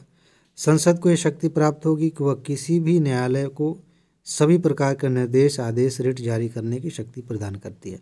इसके आगे कुछ लाइनें थी, यहाँ पे थोड़ा अनावश्यक हो रहा था तो मैंने उसको हटा दिया। नोट में आपके है, नोट में वो 2-3 एक्स्ट्रा लाइनें हैं तो उनको आप पढ़ सकते हैं। मेन बात यही है, बाकी रिट क्षेत्राधिकार आगे अलग से हम पढ़ेंगे तो वहाँ बातें अच्छे से समझ में आएंगी। फिलहाल यहाँ आते हैं अनुच्छेद 33, 34 और 35। यहाँ से क्वेश्चन सीधे सीधे पूछे जाते हैं और बहुत वो डायरेक्ट क्वेश्चंस होते हैं। आपको पता है तो करेंगे, नहीं पता है तो फिर दिक्कत हो जाएगी। और कंसेप्चुअल क्वेश्चन भी होते हैं, अभी बताता हूँ कहाँ पे। अनुच्छेद 33 में क्या है, संसद को अधिकार दिया गया है कि वह सशस्त्र बलों, अर्धसैनिक बलों, पुलिस बलों, खुफिया एजेंसियों और अन्य के मौलिक अधिकारों को युक्तियुक्त प्रतिबंध कर सके। आपने फिल्मों में देखा होगा कि एक खुफिया एजेंट है, वो किसी मिशन पे जा रहा है और उसे कहा जाता है कि अगर तुम मर गए या उस देश में पकड़े गए तो हमारी कोई जिम्मेदारी नहीं होगी, हम कह देंगे कि हमारे देश का आदमी नहीं है। वो उस बात को एक्सेप्ट कर लेता और तब जाता। पुलिस में अगर आपके रिश्तेदार या आपके घर का कोई व्यक्ति हो तो आप जान रहे होंगे कि उनको कई बार ऐसे ऐसे जगहों पे काम लग जाता है कि हफ्ते भर सोने का मौका नहीं मिल रहा है, अच्छा खाना नहीं मिल रहा है, वापस कार्यस्थल से वापस क्वार्टर पे आने का मौका नहीं मिल रहा है। मूल अधिकारों का उल्लंघन तो हो ही रहा है उनके। लेकिन ये अनुच्छेद 33 में ये व्यवस्था की गई है कि संसद ऐसे लोगों को के अधिकारों को, जैसे सशस्त्र बल हैं, सेना में है, उनके भी उनका जो लाइफ स्टाइल है एक सामान्य नागरिक से अलग होता है। उनके कई मूल अधिकारों का हनन होता हुआ दिखेगा आपको, लेकिन ये नियम का हिस्सा है। अगर आपको नहीं चाहिए, मतलब ऐसी व्यवस्था नहीं चाहिए, तो आप मत जाइए, खुफिया एजेंसी मत जाइए, पुलिस मत बनिए, अर्धसैनिक बल मत जाइए।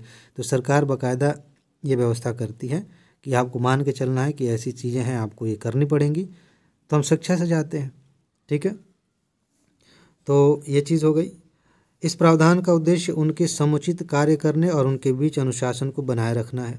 ये ज़रूरी है उस जिस काम में, जैसे मान लीजिए आप सेना में हैं, भर्ती हो गए सेना में और युद्ध छिड़ने वाला है, और आप कहें कि मुझे तो मेरा अधिकार है कि मैं 10 घंटे सोऊंगा, तब सुबह उठेंगे, मस्त ब्रश करेंगे, खाएंगे पिएंगे, तब 8 बजे हम लड़ने चलेंगे, या 9 बजे से ठीक रहेगा, 5 बजे घर वापस आ जाएंगे। तो सरकार कहेगी कि देखिए आप यहाँ के लिए फिट नहीं, आप कोई और काम कर लीजिए। ठीक है, तो इसलिए कि अनुशासन बना रहे, जो काम ये संस्था जिस काम के लिए बनाई गई है वो काम अच्छे से हो, तो ऐसे कानून, ऐसी व्यवस्थाएं बनानी पड़ती हैं। अनुच्छेद 33 के तहत कानून बनाने का अधिकार सिर्फ संसद को है, राज्य विधानमंडल को नहीं है, ये बात आपको ध्यान रखिए। इसके तहत अगर पुलिस में भी कोई बदलाव करना है, पुलिस के कामों में भी जो उनके मूल अधिकारों पर एक तरह से कहें सीमा लगाए, तो ये संसद ही कानून बनाएगी। ठीक है, संसद द्वारा बनाए गए कानून को किसी न्यायालय में किसी मौलिक अधिकार के उल्लंघन के संबंध में चुनौती नहीं दी जा सकती। यहाँ देखिए, ये मज़ेदार है। अभी तक हम ये पढ़ रहे थे कि मूल अधिकारों का उल्लंघन हुआ है तो आप जा सकते हैं, सुप्रीम कोर्ट में सीधे जा सकते हैं, लेकिन इस मामले में अभी हमने देखा सेना की व्यवस्था हुई और भी अर्धसैनिक बल हुए, यहाँ पे पुलिस बल हुए, यहाँ पे संसद ने कोई कानून बनाया तो मूल अधिकारों के उल्लंघन के नाम पे सुप्रीम कोर्ट में नहीं जा सकते। आप ये कर सकते हैं कि आप वो नौकरी छोड़ दें और एक सामान्य सिविल नागरिक बन के रहें, फिर आपके मूल अधिकारों का उल्लंघन अगर सरकार करती है तो आप जा सकते हैं। तो ये चीज़ आपको ध्यान रखनी है, बहुत इंपॉर्टेंट है। सैन्य बलों के सदस्यों की अभिव्यक्ति का अभिप्राय है, इसमें अपने कर्मचारी भी शामिल हैं, जो सेना में नाई, बढ़ई, मैकेनिक, बावर्ची, चौकीदार, बूट बनाने वाले, दर्जी, इनका काम करते वो अपनी मतलब इसमें वो शामिल किए गए हैं। तो क्योंकि सेना में हर तरह के लोग होते हैं ना, सिर्फ लड़ने वाले तो लोग हैं नहीं, उनकी और भी क्या कहते हैं, और भी कर्मचारी हैं, तो उन पे भी ये बात लागू होती है। अनुच्छेद 34 में क्या कहा गया है, एक मिनट रुकिए ज़रा। हाँ, अनुच्छेद 34 की बात करते हैं। इस पे क्वेश्चन पूछे गए हैं कई, मार्शल लॉ को लेकर के प्रश्न आए हैं यूपीएससी में, ध्यान से समझिए। यह मौलिक अधिकारों पर तब प्रतिबंध लगाता है जब भारत में कहीं भी मार्शल लॉ लागू हो। मार्शल लॉ के सिद्धांत को ब्रिटिश कानून से लिया गया है, ये पूछा जाता है पीसीएस वगैरह में भी। हालांकि मार्शल लॉ की व्याख्या संविधान में कहीं नहीं की गई है, लेकिन इसका शाब्दिक अर्थ है सैन्य शासन। क्वेश्चन में ये कथन डाला जा सकता है कि संविधान में इसकी व्याख्या है। इस पर मैं बार बार आपको जब सबूत दिखाता हूँ तो ये लाइन पढ़ के बताता हूँ कि देखिए यहाँ पे यूपीएससी ने चालाकी की है, ये बात है, व्यवस्था चल रही है, लेकिन संविधान में व्याख्या इसकी नहीं की गई है। वैसे ही मार्शल लॉ है, संविधान में व्याख्या नहीं है, इसका मतलब होता है सैन्य शासन। अच्छा, मार्शल लॉ को असाधारण परिस्थितियों में लागू किया जाता है, जैसे कि युद्ध हो गया, अशांति फैल गई, दंगा हो गया, कानून का उल्लंघन हो रहा है, इस मामले में मार्शल लॉ लगाया जाता है। और यहाँ देखिए, ये वही बात है क्या, अनुच्छेद 34 संसद को अधिकार देता है कि वह किसी भी सरकारी कर्मचारी या अन्य व्यक्ति को उसके द्वारा किए जाने वाले कार्य की व्यवस्था को बरकरार रखे या पुनर्निर्मित करे। मुझे लगा कि सेम रिपीट हो रहा, कोई बात नहीं, ये अलग है। संसद किसी मार्शल लॉ वाले क्षेत्र में जारी दंड या अन्य आदेश को वैधता प्रदान कर सकता है। तो ये हो सकता है कि मार्शल लॉ लागू है, उसके लिए सरकार मतलब संसद जो है विधि बना सकती है, वैधता दे सकती है उसको। संसद द्वारा बनाए गए क्षतिपूर्ति अधिनियम को किसी न्यायालय में केवल इस आधार पर चुनौती नहीं दी जा सकती कि वह किसी मौलिक अधिकार का उल्लंघन है, ये भी इसी का हिस्सा है। अनुच्छेद 35 में क्या कहा गया है, यह अनुच्छेद केवल संसद को कुछ विशेष मौलिक अधिकारों को प्रभावी बनाने के लिए कानून बनाने की शक्ति देता है। यह अधिकार राज्य विधानमंडल को प्राप्त नहीं है। अनुच्छेद 35, ध्यान दीजिए, कुछ विशेष मौलिक अधिकारों को प्रभावी बनाने के लिए कानून बनाने की शक्ति दी गई है संसद को, और ये ध्यान रखिएगा। एक सीधा सा क्वेश्चन पीसीएस वगैरह में पूछा जाता है कि मूल अधिकारों से संबंधित कानून बनाने की शक्ति किसके पास है, सिंपल, संसद के पास है और किसी के पास नहीं। तो इसको देख लेते हैं। निम्नलिखित मामलों में किसी राज्य, केंद्र शासित प्रदेश, स्थानीय या अन्य प्राधिकरण में किसी रोजगार या नियुक्ति के लिए निवास की व्यवस्था अगर करनी है तो मौलिक अधिकारों के क्रियान्वयन के निर्देश, आदेश, रिट जारी करने के लिए सर्वोच्च न्यायालय और उच्च न्यायालय को सशक्त बनाना, अगर ये और ज़्यादा सशक्त बनाना चाहते हैं हाई कोर्ट, सुप्रीम कोर्ट को, तो वो अधिकार। इसी तरह से सशस्त्र बलों, पुलिस बलों आदि के सदस्यों के मौलिक अधिकारों पर प्रतिबंध लगाना हो तो किसी सरकारी कर्मचारी या अन्य व्यक्ति को किसी क्षेत्र में मार्शल लॉ के दौरान किए गए किसी भी कृत्य के लिए क्षतिपूर्ति देना हो तो कानून बनाने का अधिकार। अनुच्छेद 35 संसद के उपरोक्त विषयों पर कानून बनाने का प्रावधान सुनिश्चित करता है। यद्यपि इसमें से कुछ अधिकार राज्य विधानमंडल के पास भी होते हैं, राज्य सूची में जो दिए गए हैं, तो अलग से हम पढ़ते हैं राज्य सूची में जो कानून दिए गए हैं। तो ये कुछ बातें हो गई। अब हम पढ़ेंगे नीति निर्देशक तत्व और भी चीज़ें पढ़ेंगे, लेकिन आज का लेक्चर थोड़ा सा बड़ा हो गया, 1 घंटा 45 मिनट हो चुके हैं, तो इसको हम अगले लेक्चर में कंटिन्यू करेंगे। नोट्स सारी एडवांस में दी गई हैं, ये जो आपको दिख रहा है यहाँ पे ना, ये नोट आपको मिली है। इसके आगे इस पूरी सीरीज़ की नोट सब कुछ दी जा चुकी है, सारे विषयों की नोट दी जा चुकी है, करंट अफेयर की नोट एक के बाद एक दे रहे हैं हम लोग। तो आप अभी जाइए, इसी वीडियो के कमेंट में जाइए, डिस्क्रिप्शन में जाइए और वहाँ जाके एक लिंक है, उस पर क्लिक करिए, पूरी जानकारी ले लीजिए और तुरंत आप नोट लेके बार बार तैयार करिए, बार बार उसे रिवाइज़ करिए। क्योंकि एग्ज़ाम के बाद मैं फिर सबूत दिखाऊंगा और फिर एक ही बात दोहराऊंगा कि अगर आपने सिर्फ इतने ही टॉपिक्स पढ़ लिए होते तो आज आप मेंस की तैयारी कर रहे होते। ये मैं हर बार दिखा रहा हूँ। लगातार 3 सालों से कट ऑफ से कितने ज़्यादा क्वेश्चंस आ रहे हैं, अगर यकीन नहीं हो रहा है तो एक सबूत वाली प्लेलिस्ट है, उसमें जाकर देख लीजिए। कम से कम 2024 का ही देख लीजिए, 68 क्वेश्चंस आए हैं और अभी कट ऑफ देख लीजिएगा कितने कम गया है। ठीक है, तो फिलहाल हर बार कट ऑफ से ज़्यादा क्वेश्चंस आ रहे हैं, टॉपिक ले लीजिए, इनको तैयार कर लीजिए और बार बार रिवाइज़ करिए। बाकी अगले लेक्चर में मिलते हैं, आगे की बातें अगले लेक्चर में करेंगे। आज बस इतना ही है। अपना ख्याल रखिए, खुश रहिए, मस्त रहिए, मुस्कुराते रहिए, जल्दी से सफल होइए और ज़िंदगी को एंजॉय कीजिए। आगे मिलते हैं। नमस्कार।